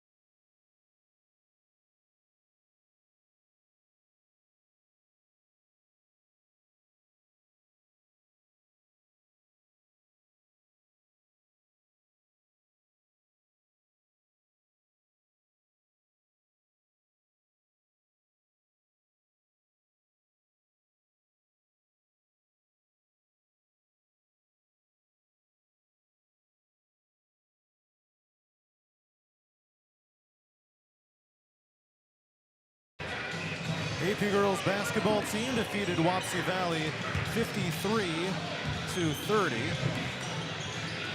I had the team for 56. However, let's just see here. I think they might have had the score wrong in here. We'll see what Ryan Dillard ends up having. But the Falcons with a dominant victory. 20 of 52 from the field, led by 15 points by Lorna Bernard. 14 for Ava Eddy, 12 for Colby Wangsness. Kiara Morris had 6, Eva Walker had 5, Peyton Osterkamp, Megan Bruns, each with 2 points for the Falcons. Meanwhile, Wapsie Valley was, let's see here, 10 of 27 shooting, 3 of 9 from 3, 7 of 12 at the free throw line, led by Bailey Murphy with 9 points, Bella Farley 8, Maya Barnes 6 for Wapsie Valley. All right, I'm going to take a timeout. We'll get you set for the boys' game next. AP girls move to 6-5 overall. And a crucial conference win as well as they move to 5-4 in the NICL. We'll get you set for the boys' game in just a moment.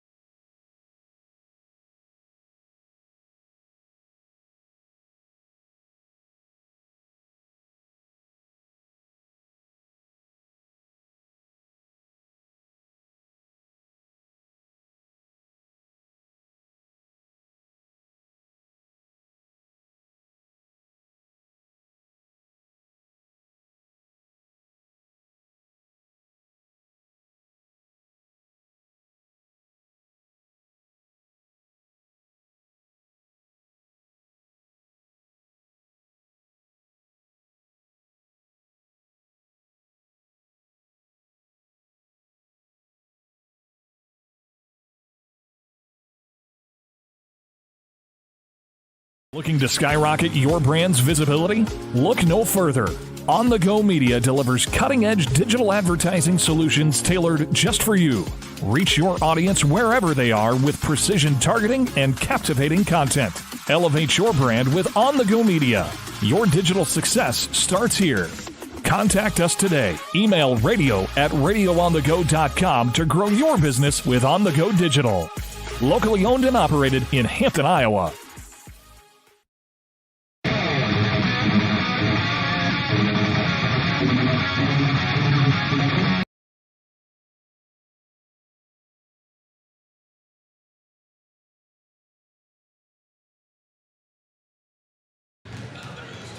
AP and Wapsie Valley boys basketball is coming up in just a little bit here on 99 The Wave and Radio on the Go's YouTube channel. John Moika coming to you from inside the Wapsie Valley gym.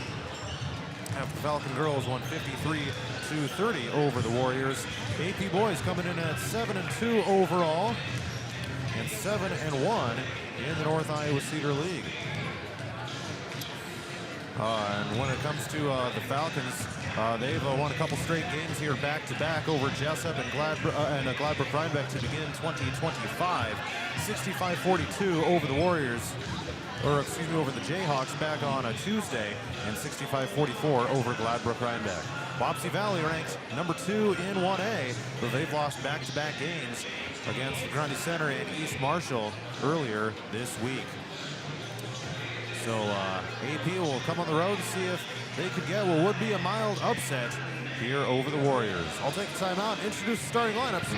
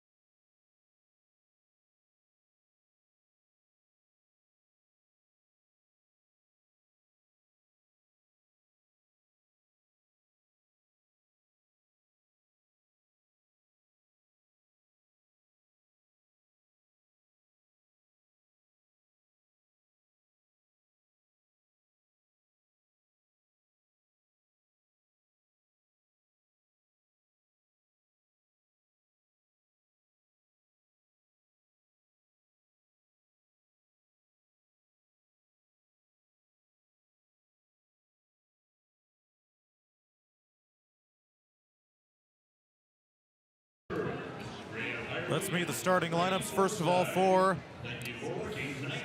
the road team, Aplington-Parkersburg.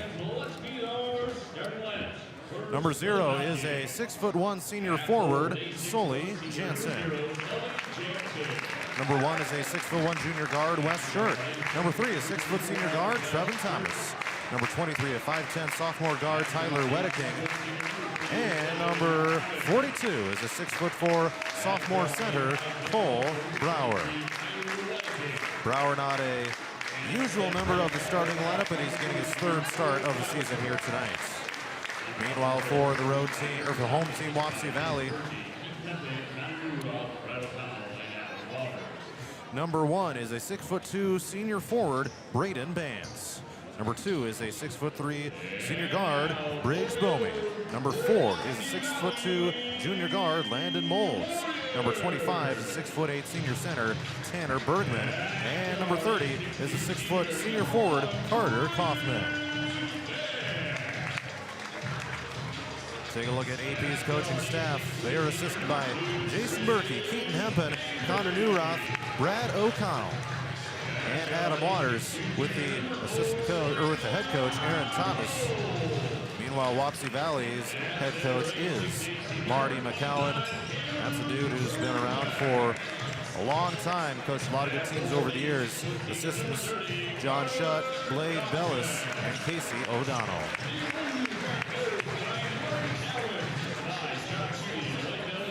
When it comes to the series history between these two teams, there's been some intense ones over the years, but AP has won 3 straight. Last time they met was February 6, 2025, a 71-44 victory for Aplington-Parkersburg. Stoked you're with us here on 99 The Wave and Radio on the Go's YouTube channel. Get some score updates from some of the other games around the North Iowa Cedar League here tonight. And then we will have some interviews with either Coach Brady Driscoll or some of the girls' players coming up at halftime of the boys' game here as well. Let's get it going. AP and Wapsie Valley. The ball is in the air. And the opening tip-off has been controlled by Wapsie Valley. And here we go. Wing left side is controlled by Braden Bance of the Warriors. Toss it down into the lane. Turnaround shot up and in by Tanner Bergman. And with that, Wapsie Valley is off to a 2-0 lead here over Aplington-Parkersburg. Three-pointer on the other side. It's West Shirk from downtown. And the Falcons take a 3-2 lead. Nice look by West Shirk. He had a nice game against Gladbrook Rhinebeck the other night. Got a chance to interview him over there. And Tyler Wedeking misfires from downtown. Comes Wapsie down into the front court, looking to take the lead back. Down underneath, into the paint, and the floater shot is up and in by Carter Kaufman. And the Warriors now lead it 4-3.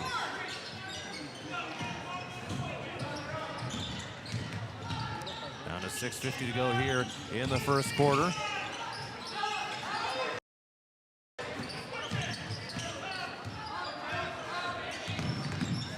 Drive by Wedeking, terminates dribble at the elbow left side, tipped into the backcourt. Pick up by Wapsie Valley. Layup at the other end is missed, but the putback up and in. Braden Bance got the bucket to fall, cleaning up the miss of Landon Molds.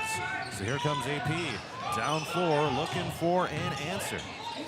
Turnaround shot is going to be missed.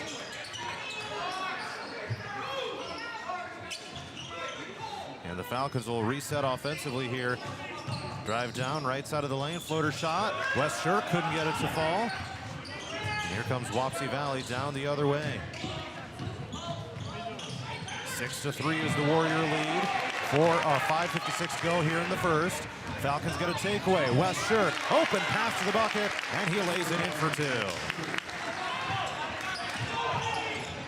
Falcons back to within one at 6-5.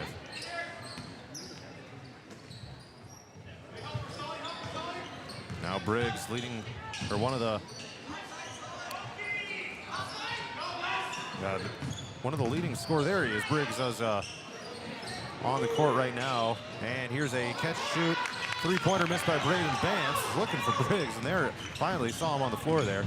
Here comes AP back down the other way. West Shirk missed that one too strong from the wing right side. And so far the Falcons are off to a 2-for-6 start shooting here in this game so far. Down underneath, hesitation, and a foul is going to be called on AP. It'll be free throws coming up for Wapsie Valley's Carter Kaufman. Cole Brower gets called for his first personal foul. It is just past the top of the hour. You're listening to KQCR Parkersburg, FM 98.9, 99 The Wave, and on the Go Media Station. First free throw is good by Kaufman.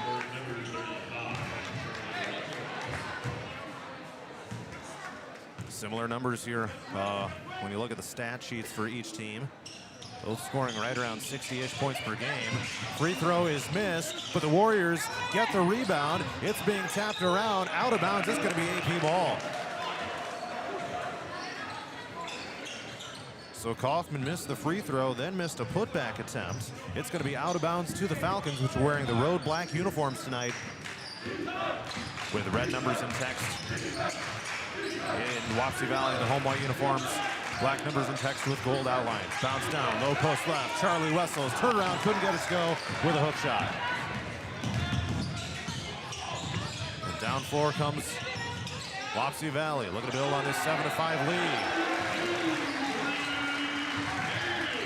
And Briggs Bamey puts it in for two for his first shot attempt of the game. 9-5, Wapsie Valley, ranked number 2 in Class 1A. Looking to bounce back from consecutive losses to East Marshall and Grundy center. Tyler Wedeking misfires from three-point range. AP now 3 for 8 and 1 of 4 from downtown. Floater shot down at the other side. And the putback is up and in. Down here for Wapsie Valley, Carter Kaufman. And a steal, Bamey a three, missed it. Rebound putback is also missed. Tapped around, and AP is gonna get a run out. Cross court, it's Jansen, takes along the baseline. Kick to the corner, West Shirk, three-pointer is in. West Shirk from downtown, and a timeout has been called. 30 seconds in length. It's Wapsie Valley 11, AP 8.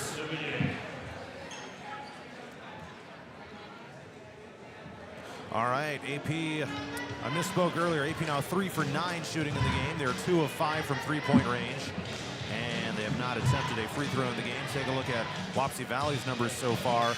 They are 5 of 10 shooting, 0 of 2 from 3, and 1 of 2 from three-point range. So 3 minutes and 36 seconds left to go here in this first quarter, and AP down by 3. But both teams have really gotten after each other here throughout the early going of this one. So AP just finishing up with their first timeout. Still all 5 remaining for Wapsie Valley. So here come the Warriors across half court with Braden Bance controlling it here for Wapsie. They toss it up top of the key, Kaufman. Dribbles to the free throw line and a handoff Bamey up top the key. 3:20 to go here in the first quarter. Bamey takes it, guarded one-on-one here. And the jumper up and missed. Deflected away by West Shirk. Here comes Luke Jacobson, floats it up and missed it, but there for the putback is Shirk.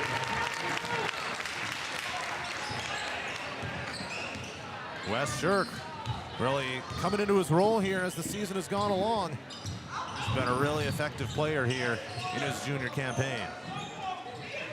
Here's an elbow jumper, right side, it's knocked down. Tanner Bergman, nice look there.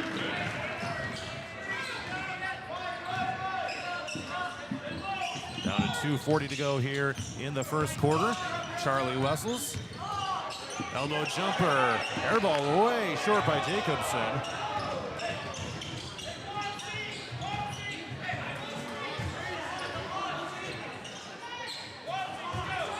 Bamey controlling it right now for the Warriors. 6'3" guard, right around 20 points per game for him. 20.2 in fact on 46% shooting and 45% from three-point range. So he and Tyler Wedeking, some of the top scorers in all the North Iowa Cedar League. Three-pointer left side. That one missed by Bamey, but an offensive board for Wapsie with Bance. Dogs are going to need to crash the boards hard here in this game against what's been a very physical Wapsie Valley team all year. Three-pointer knocked down by Dawson Fenton. Coming in off the bench, absolutely drilling it, increasing the Warrior lead to 16-10. Wessels gets rejected down low.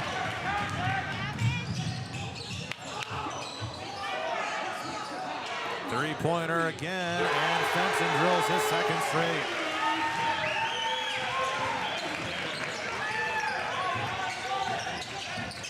Well, if the Falcons aren't careful, this thing could turn sideways in a hurry. Wapsie, 19, AP 10. Trevin Thomas couldn't get the answer from three-point range. Scoop at the other end. Wessels will head to the free throw line.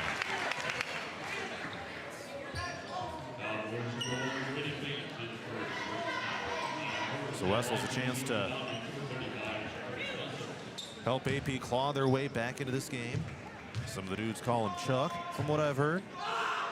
First free throw is bouncing on the rim and in. Cuts the deficit down to 8 at 19-11.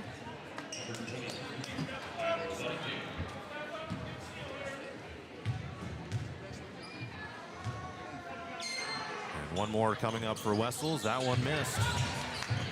1 for 2 on that trip to the line. Rebound secured in the corner by Bergman. Taken away here by Wedeking.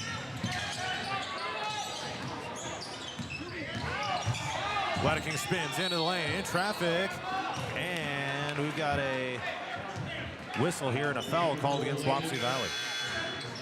That one will go on Landon Molds, his first personal, and the team's second here of this opening period.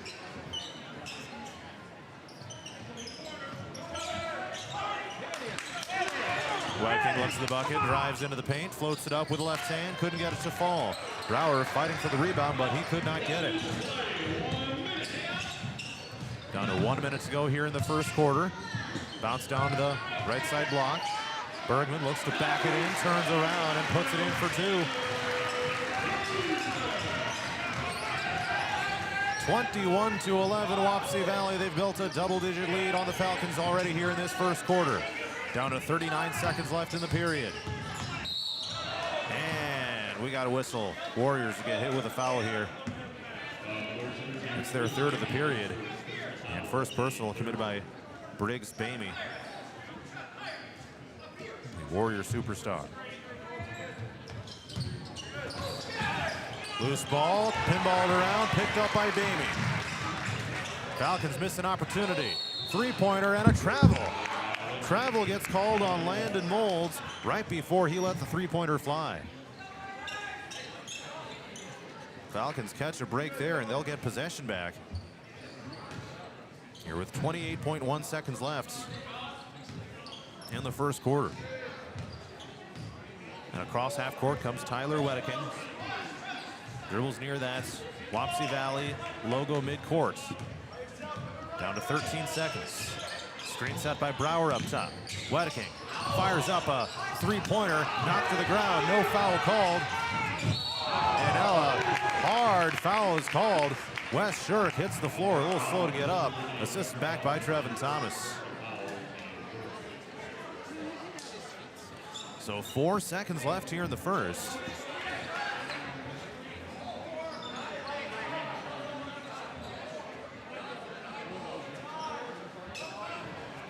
And AP's got an opportunity to do something here. Inbounds goes to Wedeking. He gets, he's gonna get called for a travel. Got converged in upon by some Wapsie players, and they turn it back over here with 2.5 seconds. And now, all of a sudden, Wapsie is gonna have a chance here, inbounding from just behind half court. And they toss it in, almost a turnover, down to 1 second, and the desperation heave hits the rim, but a miss by Kaufman to bring us to the end of the first quarter. Wapsie Valley 21, Aplington-Parkersburg 11. Second quarter's coming up next.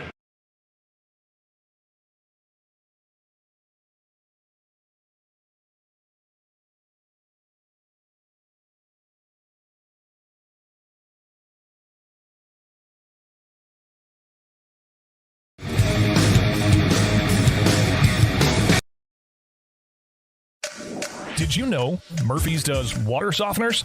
That's right. Check with Murphy's Heating and Plumbing for water-right softeners and filtered drinking water systems for your home. Soft water is important for washing and bathing, and great-tasting drinking water. Well, everyone loves that. Get your water-right water softener or drinking water system today in Hampton at Murphy's. Also with water heaters, new toilets, furnace filters, and more in stock. Murphy's Heating and Plumbing, because you deserve the best.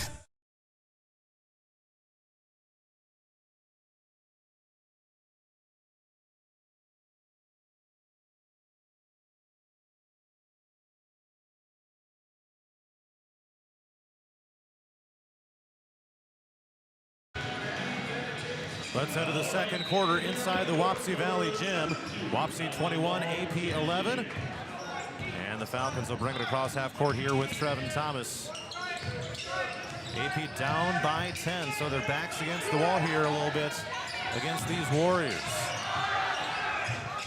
Brower takes it on the baseline. Back out, here's Trevin Thomas, takes a spin. Up top of the key, Wes Shirk, three-pointer in rhythm is missed.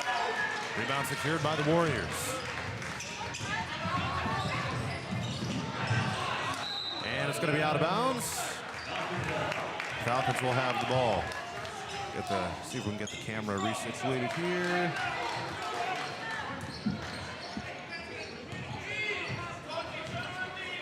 So 7:24 to go in the second quarter. AP down to Wapsie Valley, 21-11. And they're going to turn it over here on the near side.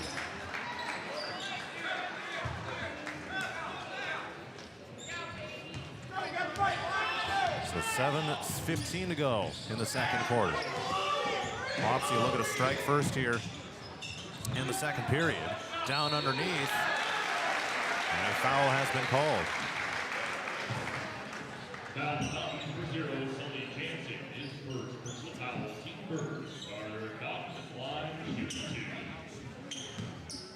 A bit of trouble with the encoding here. And the first free throw up and good.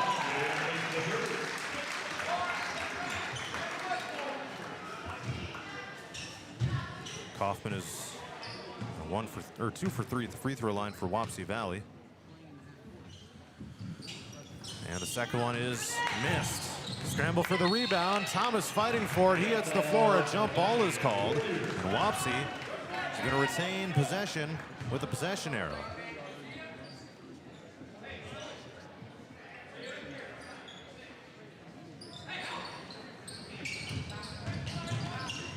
Inbounding, and the Warriors get it. Here's a step back shot from the right side corner of the court. It's up and in by Tanner Bergman. He's now 4 for 4 in the game, believe it or not. Down to 6:50 to go here until halftime. Drive along the baseline, it's Wedeking. Throws it toward Brower. Now Shirk drives down, baseline floater, no. Rebound goes to the Warriors.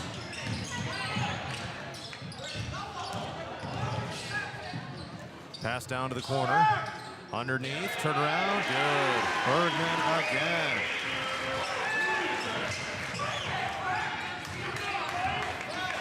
Five straight points by Wapsie here to start this second quarter. Left side, catch, shoot, three-pointer. Missed short by Wedeking. Warriors with a rebound. And this thing is on the verge of possibly getting ugly if AP can't rack up a couple stops in a row here. They've got the Wapsie Valley student section ribboned off. We got a whistle here, 3 seconds in the lane.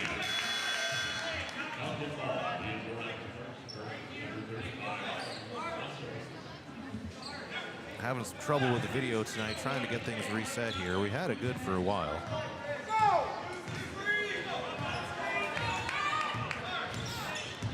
So here comes AP across half court with Wedeking. He's got it in the left side corner. Feeds it down to the post. Charlie Wessels dribbles hard. Turnaround hook is good. Wessels with his first field goal of the night. AP is back to within 26-13. Wapsie still with twice as many points, however. AP is shooting 5 of 18 in the game. This bucket missed from the left wing by Kaufman. He played a big part in Wapsie's strong start to the game as well.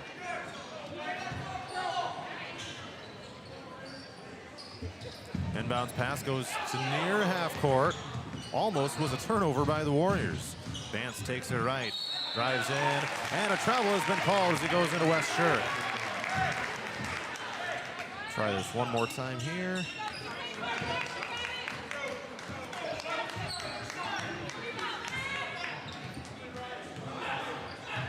Five minutes to go till halftime.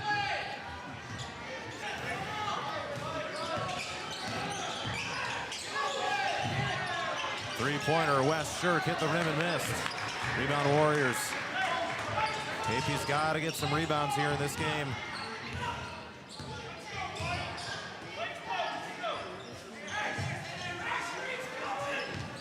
Down to 4.5 to go here in the second quarter. Falcons get a steal, but Shirk has his pocket picked, and the Warriors with an amazing save from going out of bounds down in the corner. Just when AP had a chance at possibly getting a fast break, Wapsie takes it straight back.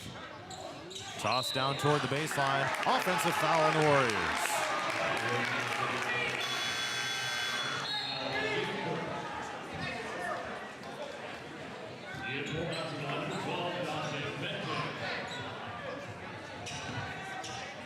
So Falcons get it back down 26-13. 4:09 to go in this second quarter. It's going to have to be a big-time comeback for the Falcons if they are to come back. Turnaround hook is missed by Wessels. Down 4, and it's a loose ball out of bounds to AP.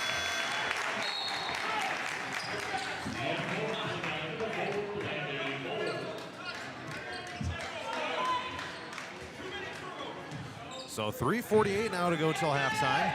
Falcons with a chance to slice into this deficit a little bit.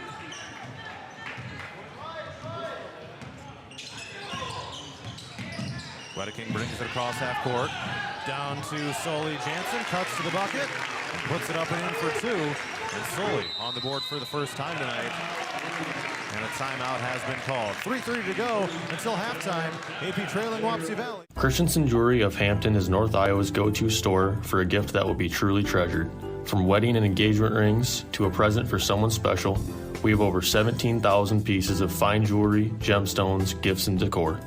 Known for quality repair, jewelry and watch restoration, and custom design.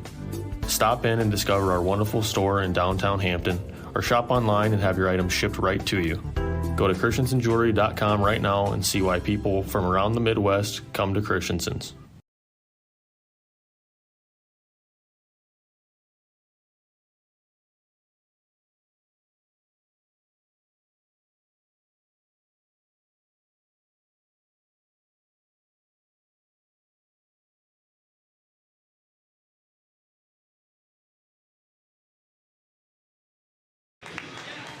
.30 to go in the second quarter. It's Wapsie Valley 26, Aplington-Parkersburg 15. John Moenkel with you here inside the Wapsie Valley gym. Looks like we got the video situation all squared away. Kick to the corner, catch, shoot, three-pointer, miss short. Dawson Fenton had 2 earlier in the game, but a big miss there. Missing his 3rd after making his first 2. Warriors get a takeaway, however, leading by 11. Three-pointer, good. Tanner Bergman from downtown. Cold-blooded shot, and it is 29-15 in favor of the Warriors. Tyler Wedeking, his three-pointer is missed. And AP sure needed that shot. Three-pointer at the other side is missed by Bance. And all of a sudden, it's just becoming a three-point shooting contest at this point. Now down underneath. Wessels looking to change that, but he misses the right-handed hook.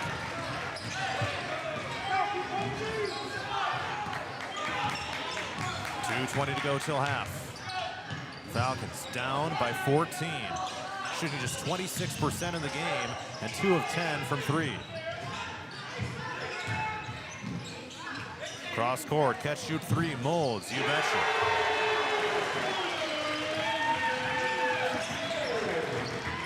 .32-15, Wapsie Valley. The Warriors looking to get back to their winning ways.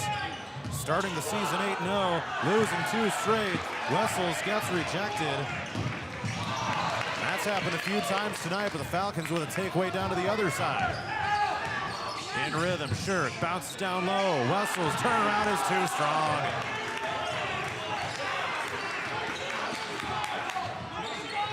Seconds until half.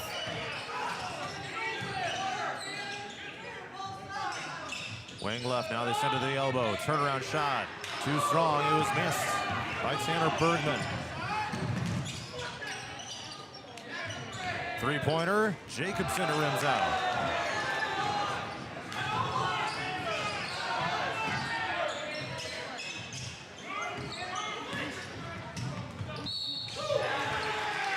We got a whistle and a foul called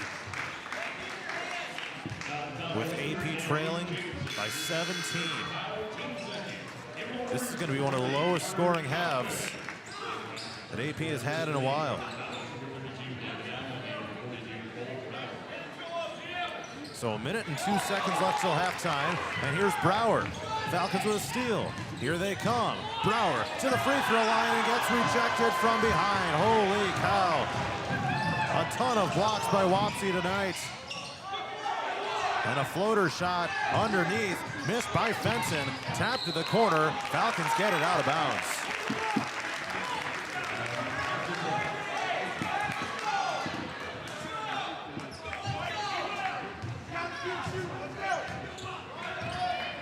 All right, 39 seconds. Brady Driscoll will join me here at halftime. Runner up and in for two. There's Trevin Thomas with his first points of the game. 32-17 now. Shot clock is off here for Wapsie Valley. 22 seconds left until halftime. And we got a whistle here.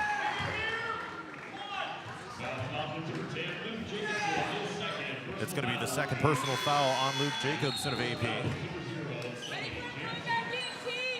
With 18.7 seconds left here until halftime. Inbounds pass, and the bucket is good. Center of the lane, that's Bergman. Rising up through traffic. 10 seconds to the corner, Jansen. Brower past Gavin Allen, takes it on the baseline, floats it up, missed it short. Rebound Wapsie, 2 seconds. Three-quarter court shot is wide of the target, and that will bring us to halftime. Wapsie 34, AP 17. We'll be joined by AP Girls head coach Brady Driscoll in just a moment.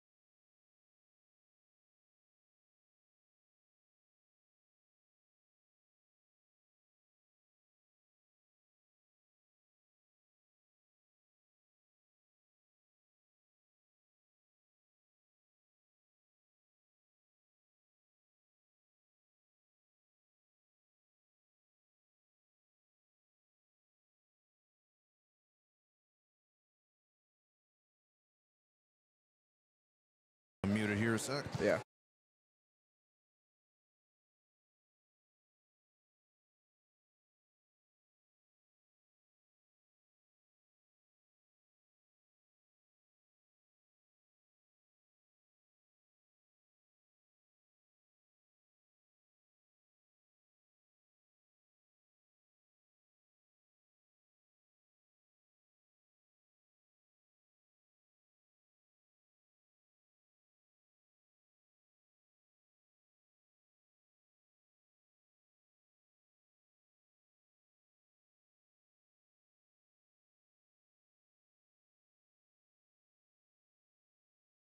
Meet you one more time here.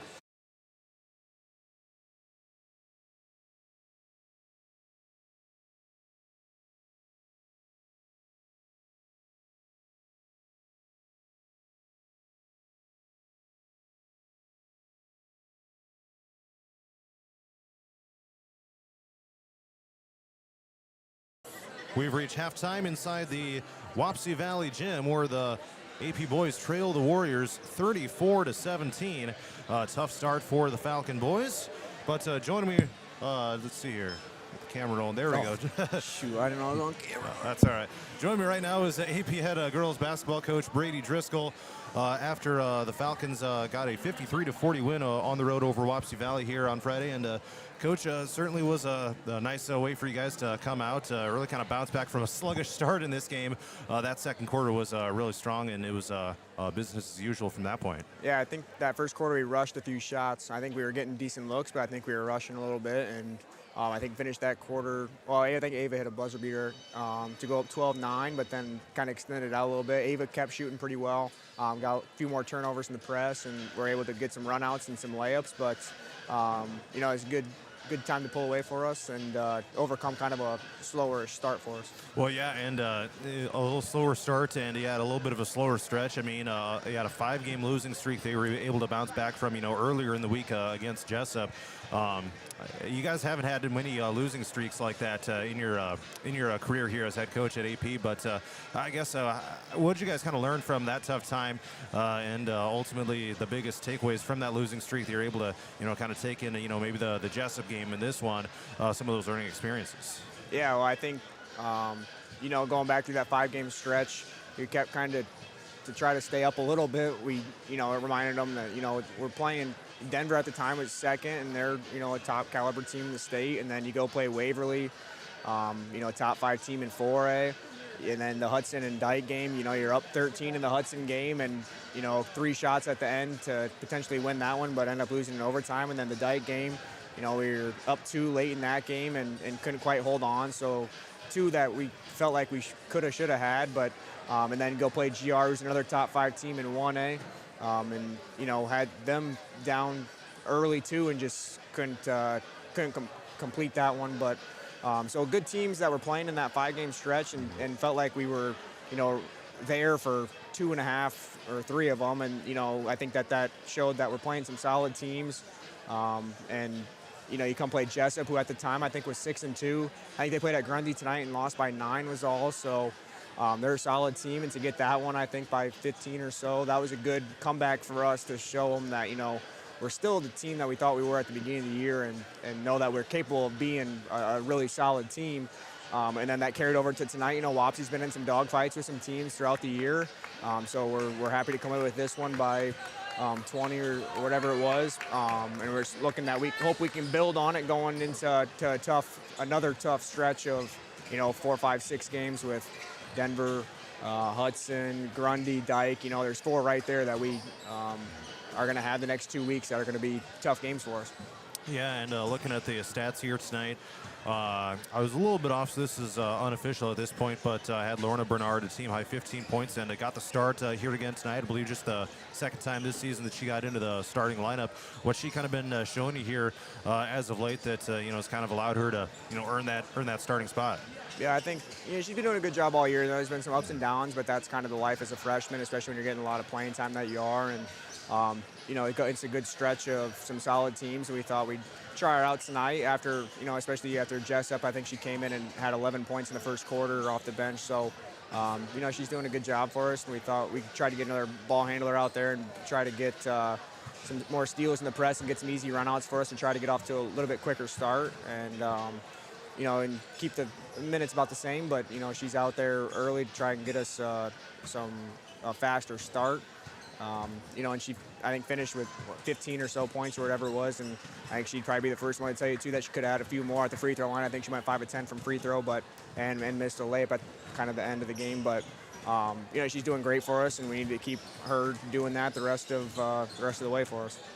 All right, and you start to have some rematches now. You'd briefly mentioned this earlier, but Denver and Hudson coming up here next week. So those will be certainly some big games for you guys. So what's it going to take to bounce back against teams that you had lost to, you know, earlier in the season? Yeah, and even Olwine down there too. I think is 6-3. They're scoring a lot of points. So, you know, that's 5 games in a row right there where, you know, we've went 0-3 against 4 of those teams. Haven't played Grundy yet, obviously, but. You know, Denver, you know, you can go back and look at some of the things we did in the first quarter there. I think we were ahead after 1 and kind of close-ish at halftime, and then they kind of pulled away. But you go back and watch that first one and watch kind of, you know, they played Dunkerton, and Dunkerton got them, and GR has them tomorrow morning. So take a look at some of that film, and try and attack that one. And then Hudson too, you know, kind of same situation there where we felt like we were in a good spot early and often in that game actually, but they made a run and got us late there in overtime. So glad we can get both of those at home now, and you know, hopefully we can avenge those losses from earlier. All right, well, that's AP girls basketball coach Brady Driscoll after a 53-30 win over Wapsie Valley. Appreciate the time tonight, and congrats on the victory. You bet. Thank you. All right, we will have the second half of the boys game next. AP boys trailing 34-17.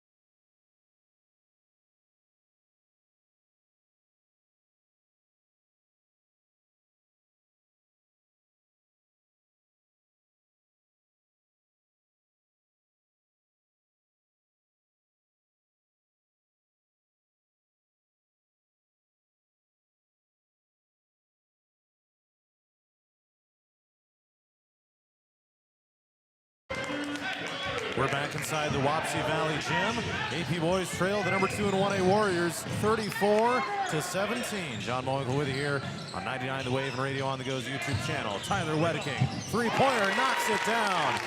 Wedeking gets off to Schneid. He started 0 for 5, but drills the three-pointer, and the Falcons have some life to start the second half. Wapsie looking for the answer. That straight on three-pointer is miss. Landon Molds couldn't get it to fall. Out of bounds, it'll be with AP, which moves from left to right. As I see it from my broadcast location here inside the Wapsie Valley gym. AP in the road, black uniforms with red numbers and text. The red stripes down the sides. Wapsie in the home whites with black numbers and text and gold outlines. Wedeking up top after hitting the three-pointer a moment ago. AP now 3 of 12 from downtown, 8 of 30 from the field. Wessels working into the post, turnaround, off the backboard and in. He had been the victim of several blocks back in the first half, but able to connect that time around. Back-to-back buckets for the Falcons and a foul on Wessels. He was guarding Tanner Bergman, the 6'8" center of Wapsie Valley. Wessels is not going to have a height disadvantage against many dudes out there, standing at 6'5". But again, Bergman is at 6'8". Underneath, layup is good for the Warriors. Carter Kaufman counted and one.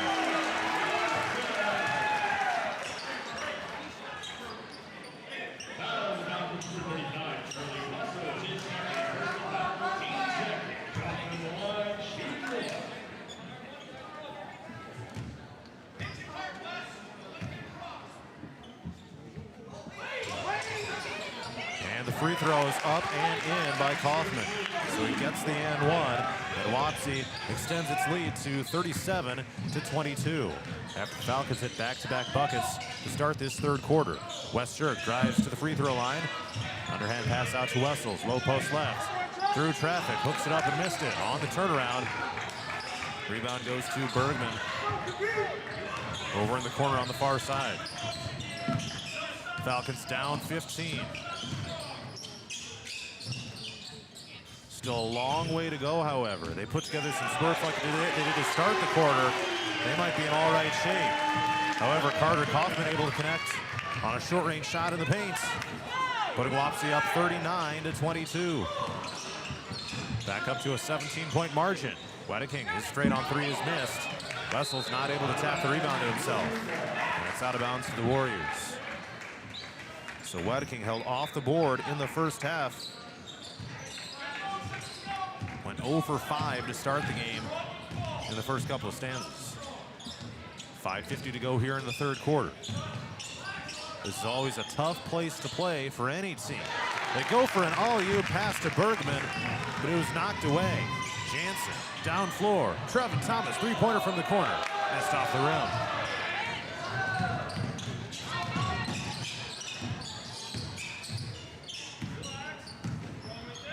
Here's an elbow jumper, 16 feet out. Missed too strong by the Warriors. Landon Mold tonight able to get that one to fall. Into the paint, looking for Bance. Loose ball. Players tumbling down over in the corner. And AP will get possession here with 5:15 to go in the third. Down 39-22.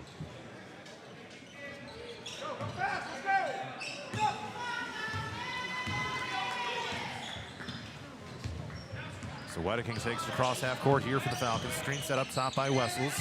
And Wedeking passes right toward Jansen. Rumbles into the paint, finds an opening, lays it in for two. Heck of a drive by Sully Jansen. 4 points tonight for him on 2 of 3 shooting. Falcons will return to action on Tuesday night against a Denver team that defeated them earlier in the season. And will take on Hudson in the following Friday. Both those games at home. Stolen away by Jansen. Fast break. Layup is too strong. Putback. Wedeking is good.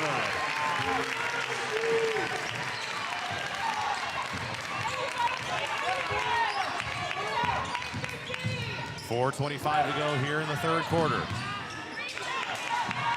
The Falcons have not let the deficit get above 17 here in this second half so far. And that shot missed by the Warriors with Baby. He's been held in check throughout the night. 20 points per game. Here's Trevin Thomas at the other end. He misses the three-pointer.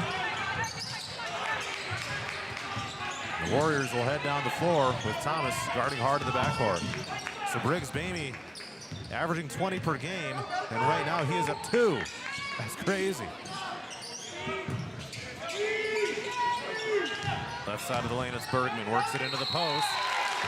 And we're gonna have a jump ball called. Excellent effort play by Sully Jansen, reaching in and forcing the tie-up. Wapsie does keep it though on the alternating possession with 3:45 to go in this third quarter.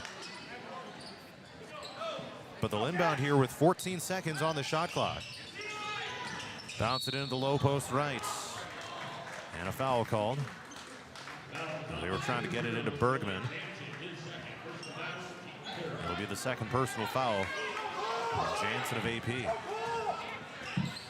Inbounds pass to the high post right. It's Bergman. Takes pump fake, goes up, foul. And 2 free throws about to happen for him.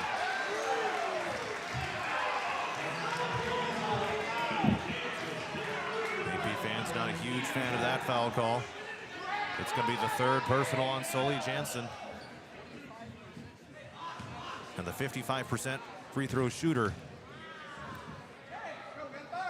misses the first.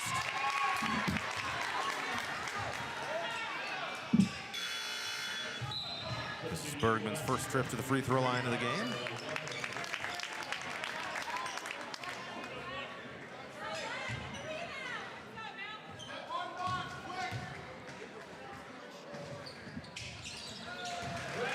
And that one good.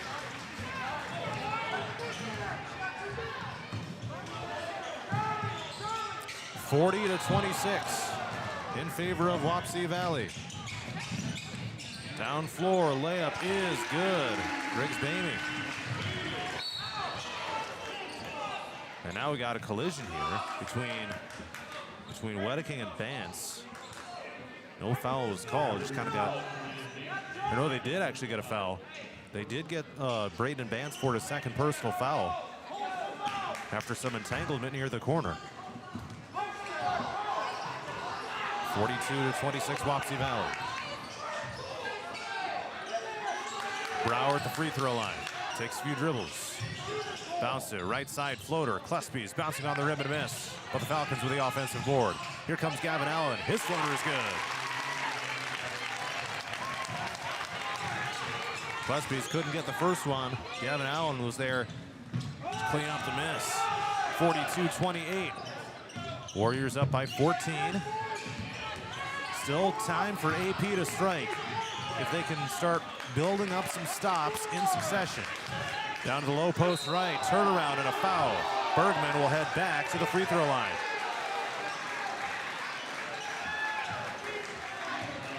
Some of the Falcon fans wanted a travel call on the pivot around. But instead it'll be more free throws for Wapsie Valley with Bergman. He went 1 for 2 on his previous trip and misses this first one here. So it'll stay at 42-28 for now.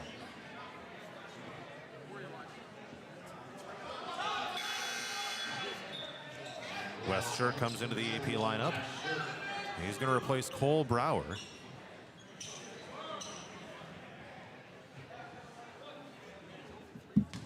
So moving into a little bit more of a guard-heavy lineup. And the second one is good. Bergman goes 1 for 2 on that trip to the free throw line. Wessel's inbounds to Wedeking. And Wapsie Valley increases its lead to 43-28. Three-pointer, Wes Shirk. Yes! Knocks it down from the right side wing.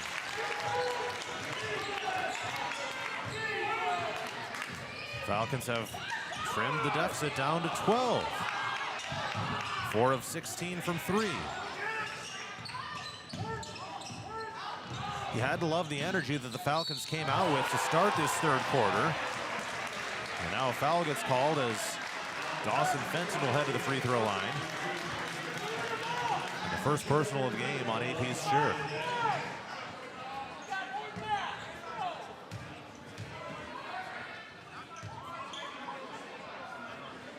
First one is good.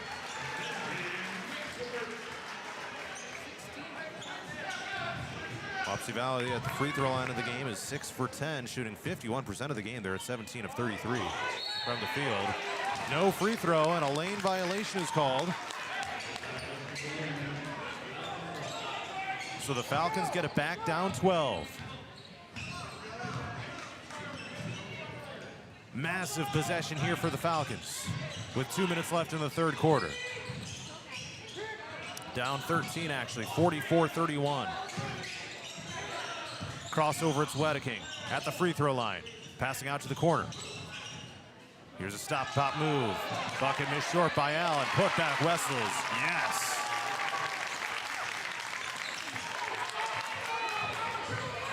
Falcons extending the defense into the backcourt. Trying to see if they can get a takeaway.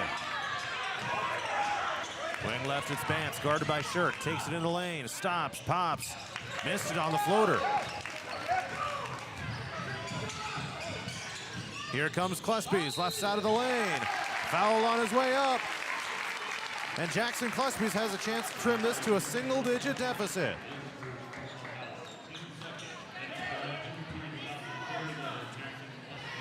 With a minute 20 left in the third quarter. Falcons down 44-33. Now, and the first one rims out.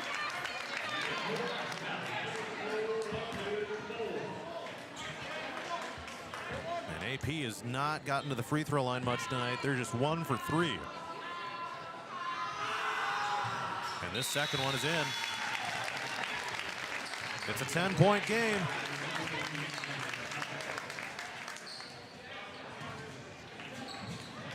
Falcons looking to orchestrate a comeback, down by as many as 17 points earlier on. And across half court comes Fenton. Loose ball picked up by Wapsie with Molds. Fenton, short corner jumper, good.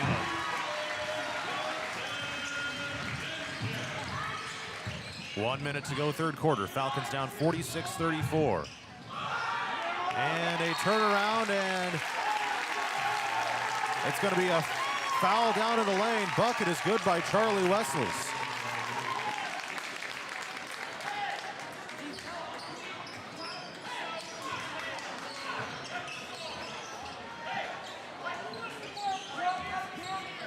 So it looks like might have warned him for a flop there. So it is a 10-point game.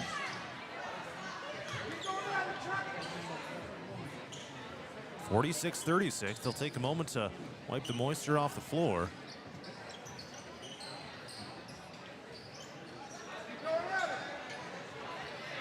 AP down by 10 with 55 seconds left in the third quarter.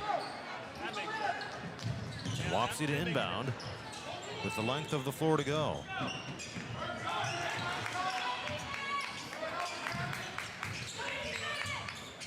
To the free throw line. It's Kaufman. Pivots around. Fenton steps through defenders.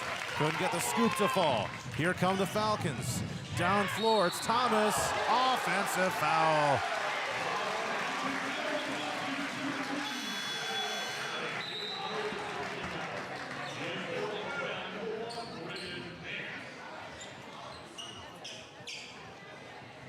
So back to the Warriors it goes with 33.3 on the game clock here in the third quarter. Shot clock is turned off. Fenton to bring it across half court, and it looks like he will drive to the lane and scoop it up and in.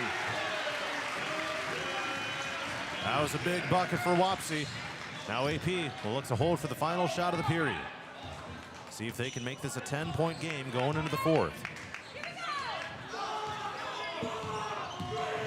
King takes the left off a Wessels screen. 5 seconds. Now here's Allen. Lost the ball between his legs. Still loose. Picked up by Wapsie. Bamey did not get a shot off on time and hit the backboard, but would not have counted.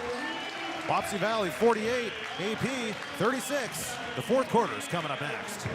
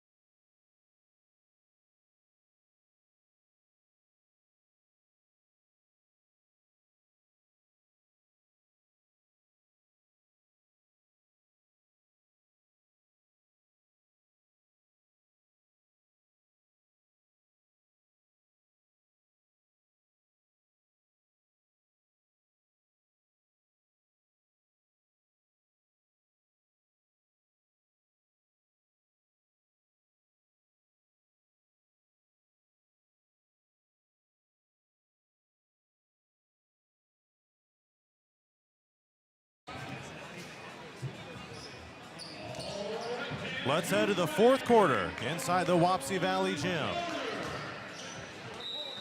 It'll be West Shirk to inbound for the Falcons, which trail the number 2 and 1A Warriors 48-36. Here we go. At the free throw line, it's Sully Jansen. Now they whip it around the perimeter. Here's Shirk. Up top of the key, deep three. King hits the three-pointer.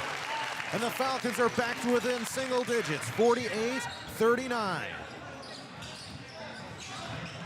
AP trailed by as many as 17 earlier in the second half. But Coach Thomas and the crew have helped orchestrate a comeback here, which still has a ways to go. 7:20 left in the fourth quarter, and a three-pointer is going to be brick short by Briggs Bamey. And Sully Jansen will let it bounce out of bounds, and the Falcons will bring it up the floor.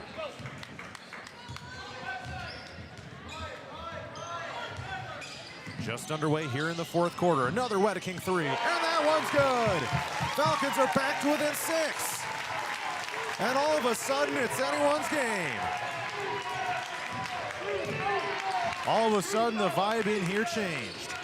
Can the Falcons get another stop? It's picked off. A pickpocket by King.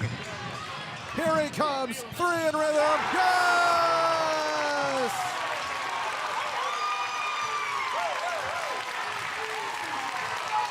Back Back-to-back threes by Wedeking. AP crowd to their feet. Can an AP get one more stop here? Here's a three-pointer by Molds, and that one's good. Hang on, it's going to be a back-and-forth affair here between Reedland and Fairbank. Bounce down to Wessels, count it. Charlie Wessels with a left side layup.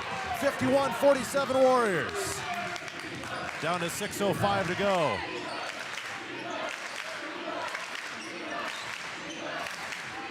Toss down to the post. And a turnaround Bergman. Kick out to the left side. Another open three by Molds. And that one's good. Holy cow. And a timeout has been called. Landon Molds with back-to-back threes of his own. And a full timeout here with 5:48 to go in the fourth quarter. Will take it as well.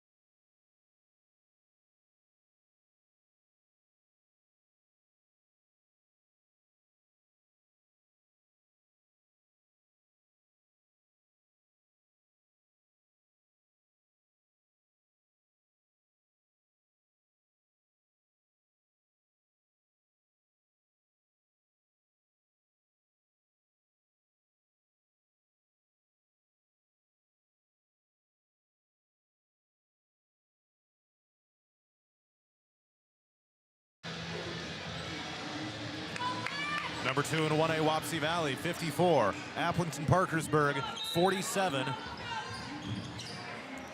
The Falcons have clawed their way back. They trimmed the deficit to as little as 3 after it was 17 at one point in the third quarter. Falcons have it right now. Tyler Wedeking hit 3 straight three-pointers, but Landon Molds hit 2 straight for Wapsie. Shirk into the paint, kick out. Trevin Thomas with a 3. Oh, now it's brick short. Falcons secure the offensive bound. Shirk, his three-pointer rims out. And a foul is called right before the offensive rebound was secured.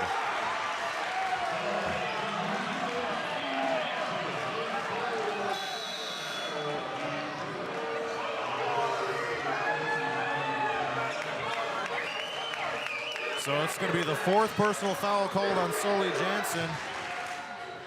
And the Warriors get it back, leading 54-47.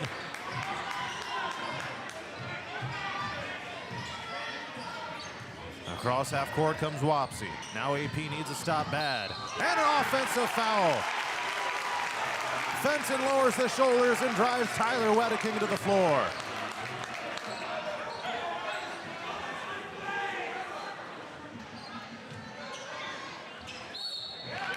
And a foul has been called right at the inbounds pass on Fenton, who gets a stern look from Wapsie head coach Marty McCowan.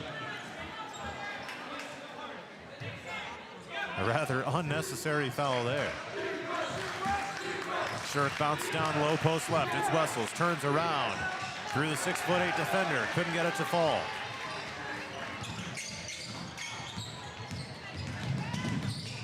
Wapsie turns on the Jets. Three-pointer on the run, missed by Bamey, but the putback is tapped back up and in. Vance with a putback, and it's 56-47 Wapsie. On the baseline, it's Allen. Bounce into the post. Wessels, 2 strong rebound Warriors.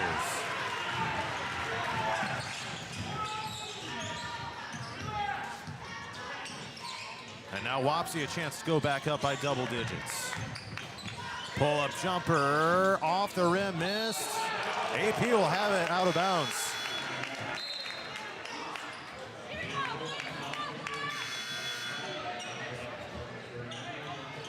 So 4:21 to go in the fourth quarter. AP down 9, 56-47 Wapsie Valley.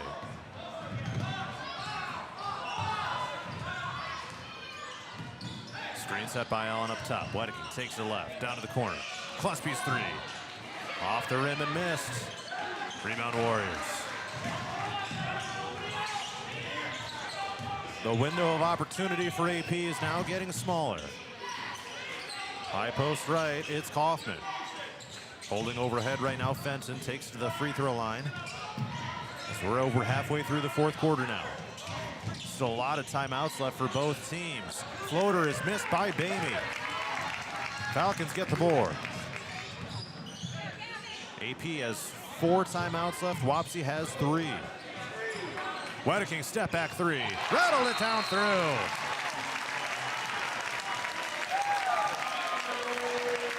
Another 3-pointer for Tyler Wedeking. How many does he have now? He's now got 5 of them in the game. Timeout with 3:33 to go. With AP trailing Wapsie Valley 56-50. I'll come back in a moment.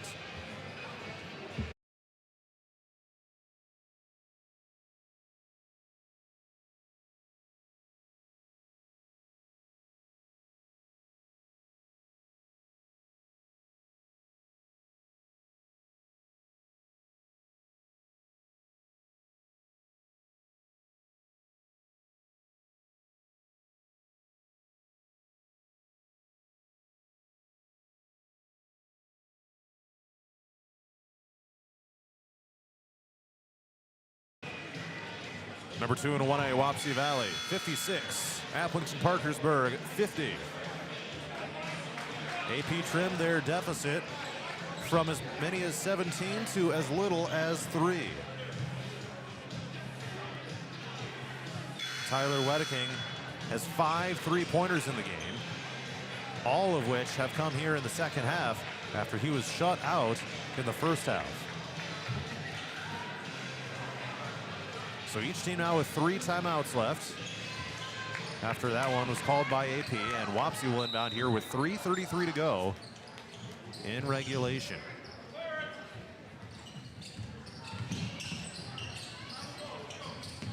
So here comes Bamey across half court. Screen set. He throws it away. It's picked off by Shirk. Pivoting around, he gets it across half court here to Jansen. Kick out. Shirk. Catch, shoot, 3-pointer. Yes! And a 1-possession game again. Wes Shirk absolutely drills it. And for the second time, AP is back to within 3. Baseline Fenton through traffic, stumbles back. No foul called. Players hit the floor. Here comes Thomas. Weaving down. Wessels down floor. Layup. Yes! 1-point game.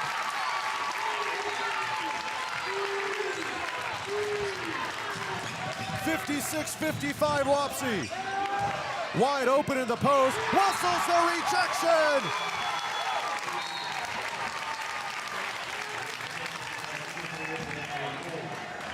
A bucket at one end and a block at the other. What a series for Charlie Wessels. Inbounds, wide open 3-pointer. Wapsie is good. Brantz absolutely drills it. 59-55 Warriors, 2:25 to go. But AP's on the right track.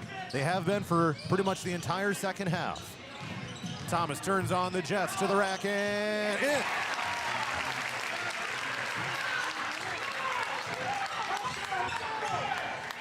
Wapsie down floor, Bantz along the baseline, throws up top of the key. Now to Fenton, into the paint. Left side, a double team on the big man. Fenton with a 3, bouncing on the rim and missed. Tapped around, ultimately it goes into the hands of the Falcons.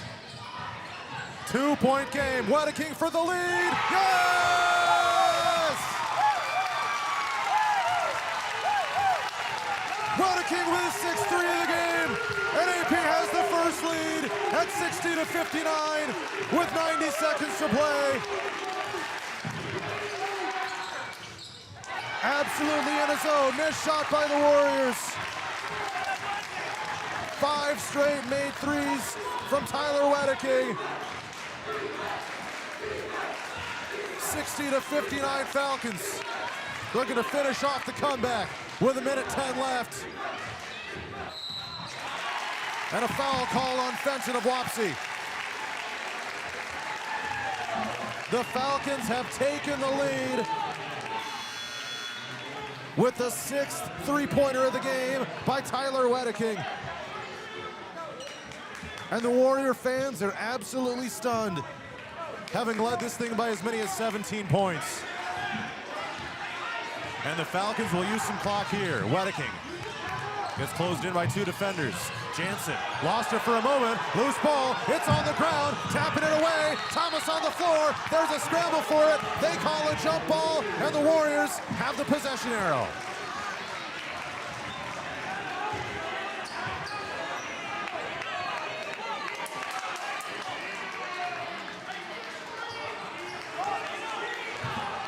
So now they'll inbound to the backcourt. A bucket will give Wapsie the lead right back. Here's Moles. Handoff at half court. Pregame with it. Screen set up top. Stops the dribble and throws it over far side Moles. 39 seconds left. Falcons lead by 1. Moles, back door.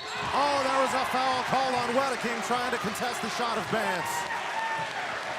Bance will head to the free throw line with a chance to at first tie and then give Wapsie Valley the lead if he's able to tie it.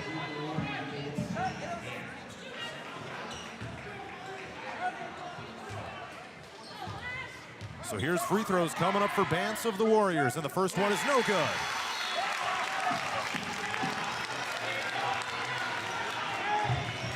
The biggest thing for the Falcons now is you gotta rebound.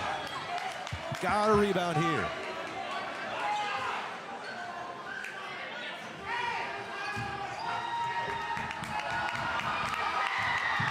Here comes the second free throw for the tie.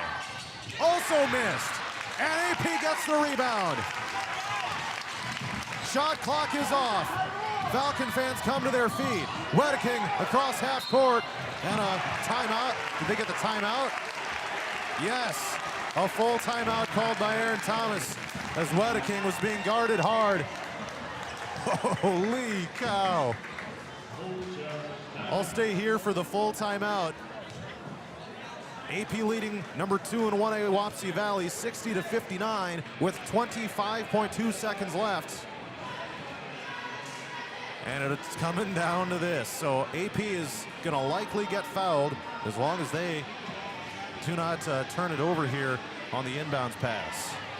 But Tyler Wedeking, when the Falcons needed him the most, he has been absolutely in the zone. 6 of 11 from three-point range, all of them coming in this second half.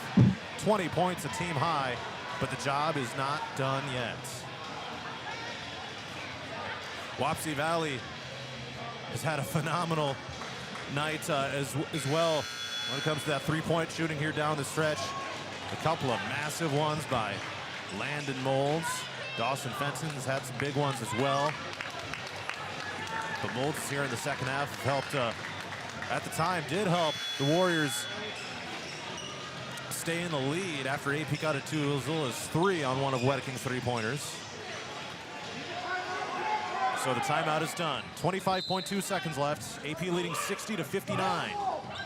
Inbounds goes to Shirk, and a foul was called before the inbounds pass occurred. So that was the 4th team foul by Wapsie, 3rd personal on Kaufman. No more fouls to give for the Warriors. The next one will result in AP free throws. Jansen inbound, gets it into Shirk, pivots around, and he gets fouled. So Wes Shirk will head to the free throw line with an opportunity for some clutch ones right here.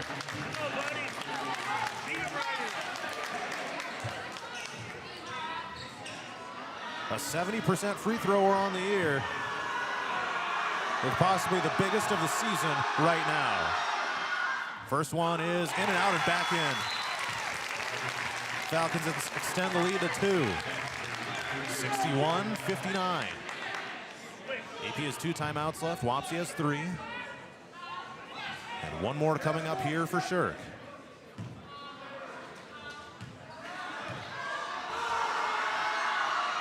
And that one's good. 62-59 AP. 22 seconds left. Wapsie needs a 3 to tie. Timeout, Marty McCowan.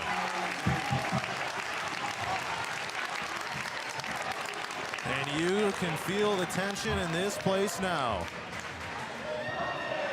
I said at the top, it's always electric when these teams get together. For a while, it was looking like Wapsie had a chance to absolutely run away with this thing.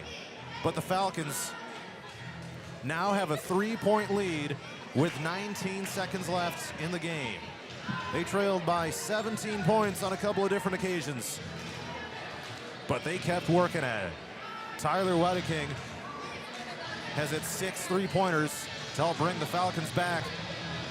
A couple of them by Wes Shirk here down the stretch as well. It has been a total team effort. Charlie Wessels with some clutch buckets in the post. And 2 major free throws by Wes Shirk right there to build a 3-point cushion. Now, there's 19 seconds left. And Wapsie Valley has a chance to tie with a 3-pointer. The last thing you got to do, the last thing you want to do, that is foul a 3-point shooter. So here we go, Wapsie to inbound. So they get it into the backcourt. We got players colliding, no fouls have been called, and AP is going to foul here. Wes Shirk gets hit with it. That was AP's 3rd team foul, so 1 more to give before free throws. It seems as if AP might be trying to put Wapsie at the free throw line. Instead, it's going to be a layup here by Bergman and an immediate timeout. It was a high inbounds pass. They were able to float it over top Charlie Wessels. And Bergman makes it a 1-point game.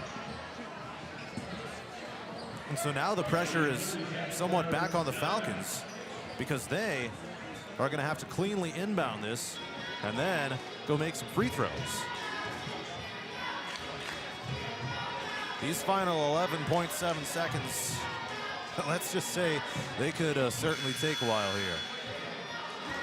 So again, Wapsie with no more fouls to give. AP is in the bonus.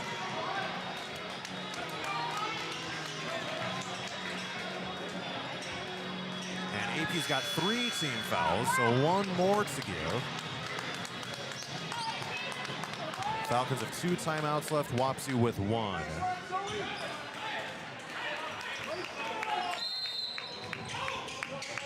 All right, so Jansen inbound. He can't turn it over. Bounce it into Wessels. And he gets fouled immediately. Charlie Wessels, 64% free throw shooter on the year. And the freshman center has the 2 biggest free throws of his life to this point. Looking to help seal this game against the number 2 and 1A Warriors. First one, yes.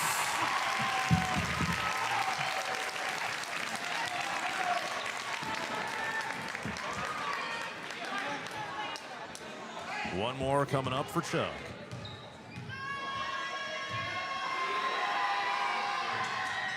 Missed it. Jansen fighting for the rebound. It's a jump ball. AP has the possession arrow.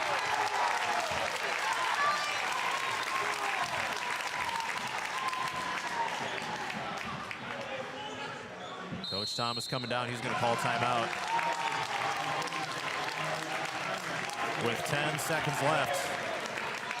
And AP leading 63-61. We'll keep it right here for the 30-second timeout. Each team now has 1 timeout remaining for the rest of the game.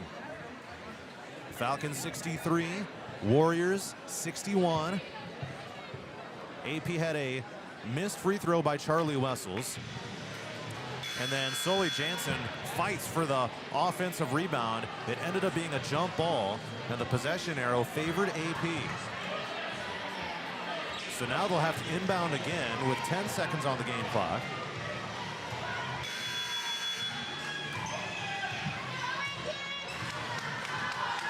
And Jansen will throw it in from the baseline. Looking, still looking. Toss it in. A loose ball picked up by Wapsie. And a travel call on the Warriors. Carter Kaufman picked it up, gets called for the walk. Down to 8.2 seconds. AP will inbound again with Jansen on the baseline. Gets it into Shirk, holds onto it, dribbles back, running clock, and he gets fouled hard and knocked to the ground.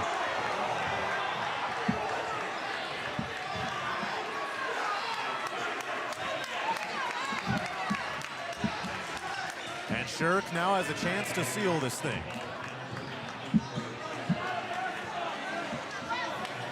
Crowd calling for maybe some excessive contact. If Shirk makes two, it'll pretty much put this thing away.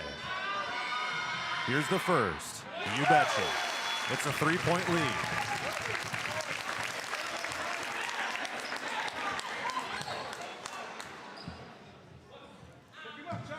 And this place quiets down. Second free throw. Yes! AP leads by 4. Timeout with 4.8 seconds left.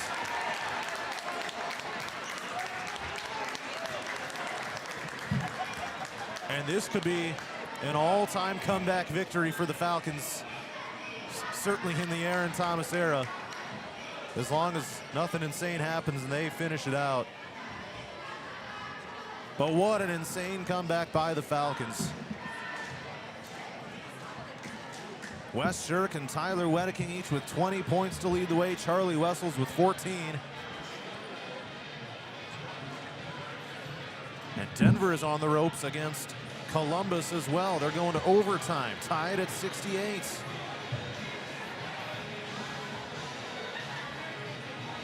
Unless something crazy happens here, we won't have overtime. And now we got Jason Berkey out on the court. Make sure things are squared away with one of the refs here. No more timeouts for Wapsie. AP still has one left. And at this point, you especially don't want to foul a three-point shooter due to the potential of a 4-point play. That's going to be pretty much Wapsie's only hope. So all 5 of AP's players will be back in the paint. They'll roll it in, picked up at half court by Bamey, fires the 3, hits it with a second left, and that's the game. Hold on a sec though. It might not be over yet. It might not be over yet. AP's ready to shake hands. Marty McCowan is following the referees to the locker room. And the game is going to be over. AP wins it 65-64. The three-pointer at the end does not matter. What an insane victory by the Falcons, 65-64. Postgame is next.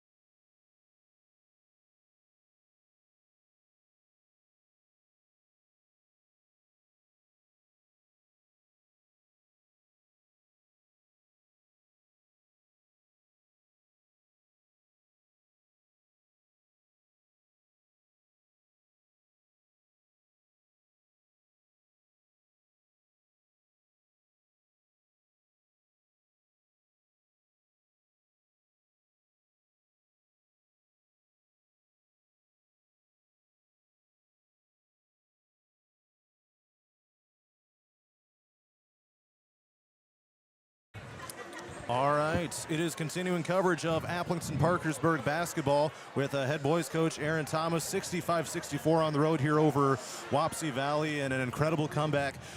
You guys were down 17 points in that second half, and this thing could have turned sideways in a hurry, but holy cow, what can you say about this comeback here tonight? I'm just so proud of our kids. You know, I didn't think we made Wapsie out-hustled us, out-toughed us the first half, and you know, we didn't make shots. That didn't help the matter, but just a testament to the toughness of our group.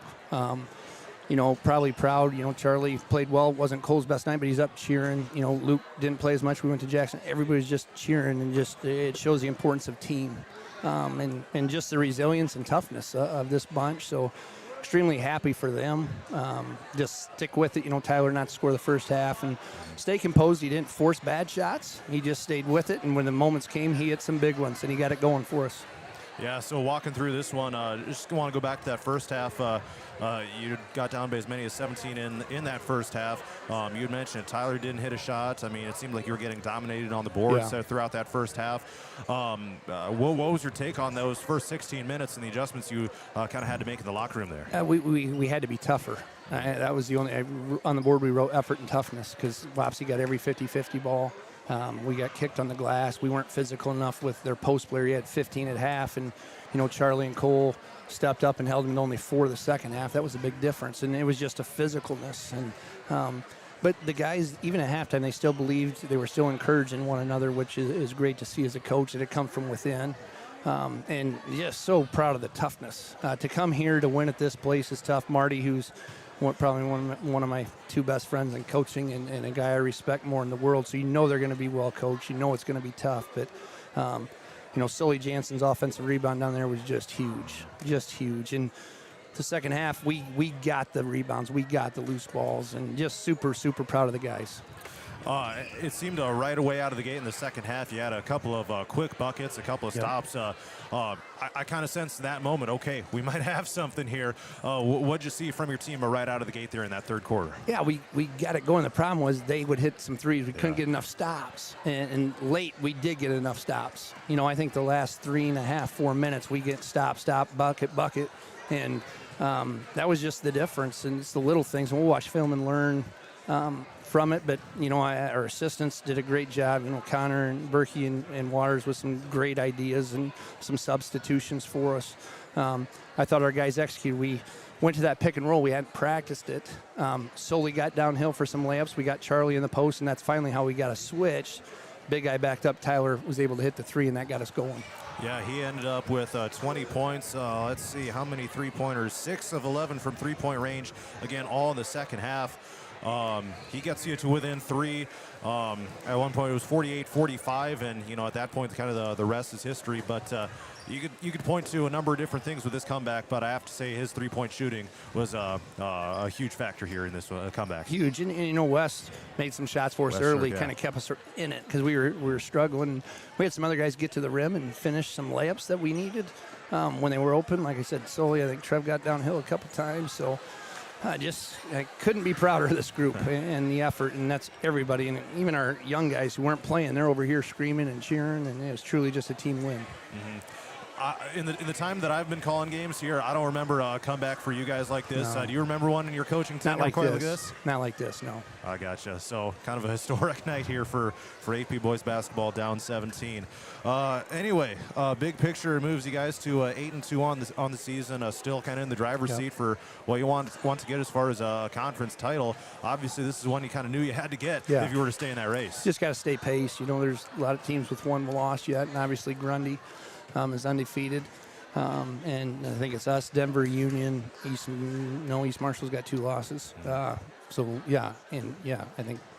And so we need to keep winning that to give us a chance, and it's just one game at a time, and our league is very balanced. I love that we're playing everybody this year because I think there's about 8 teams that could legitimately win it, and I think you see if you don't come ready to play, you could lose to anybody in the league. So makes it a lot of fun, but again, our crowd was great, our students were great, and most of all, those guys in the uniforms, whether they played or didn't, I just appreciate them being engaged and involved.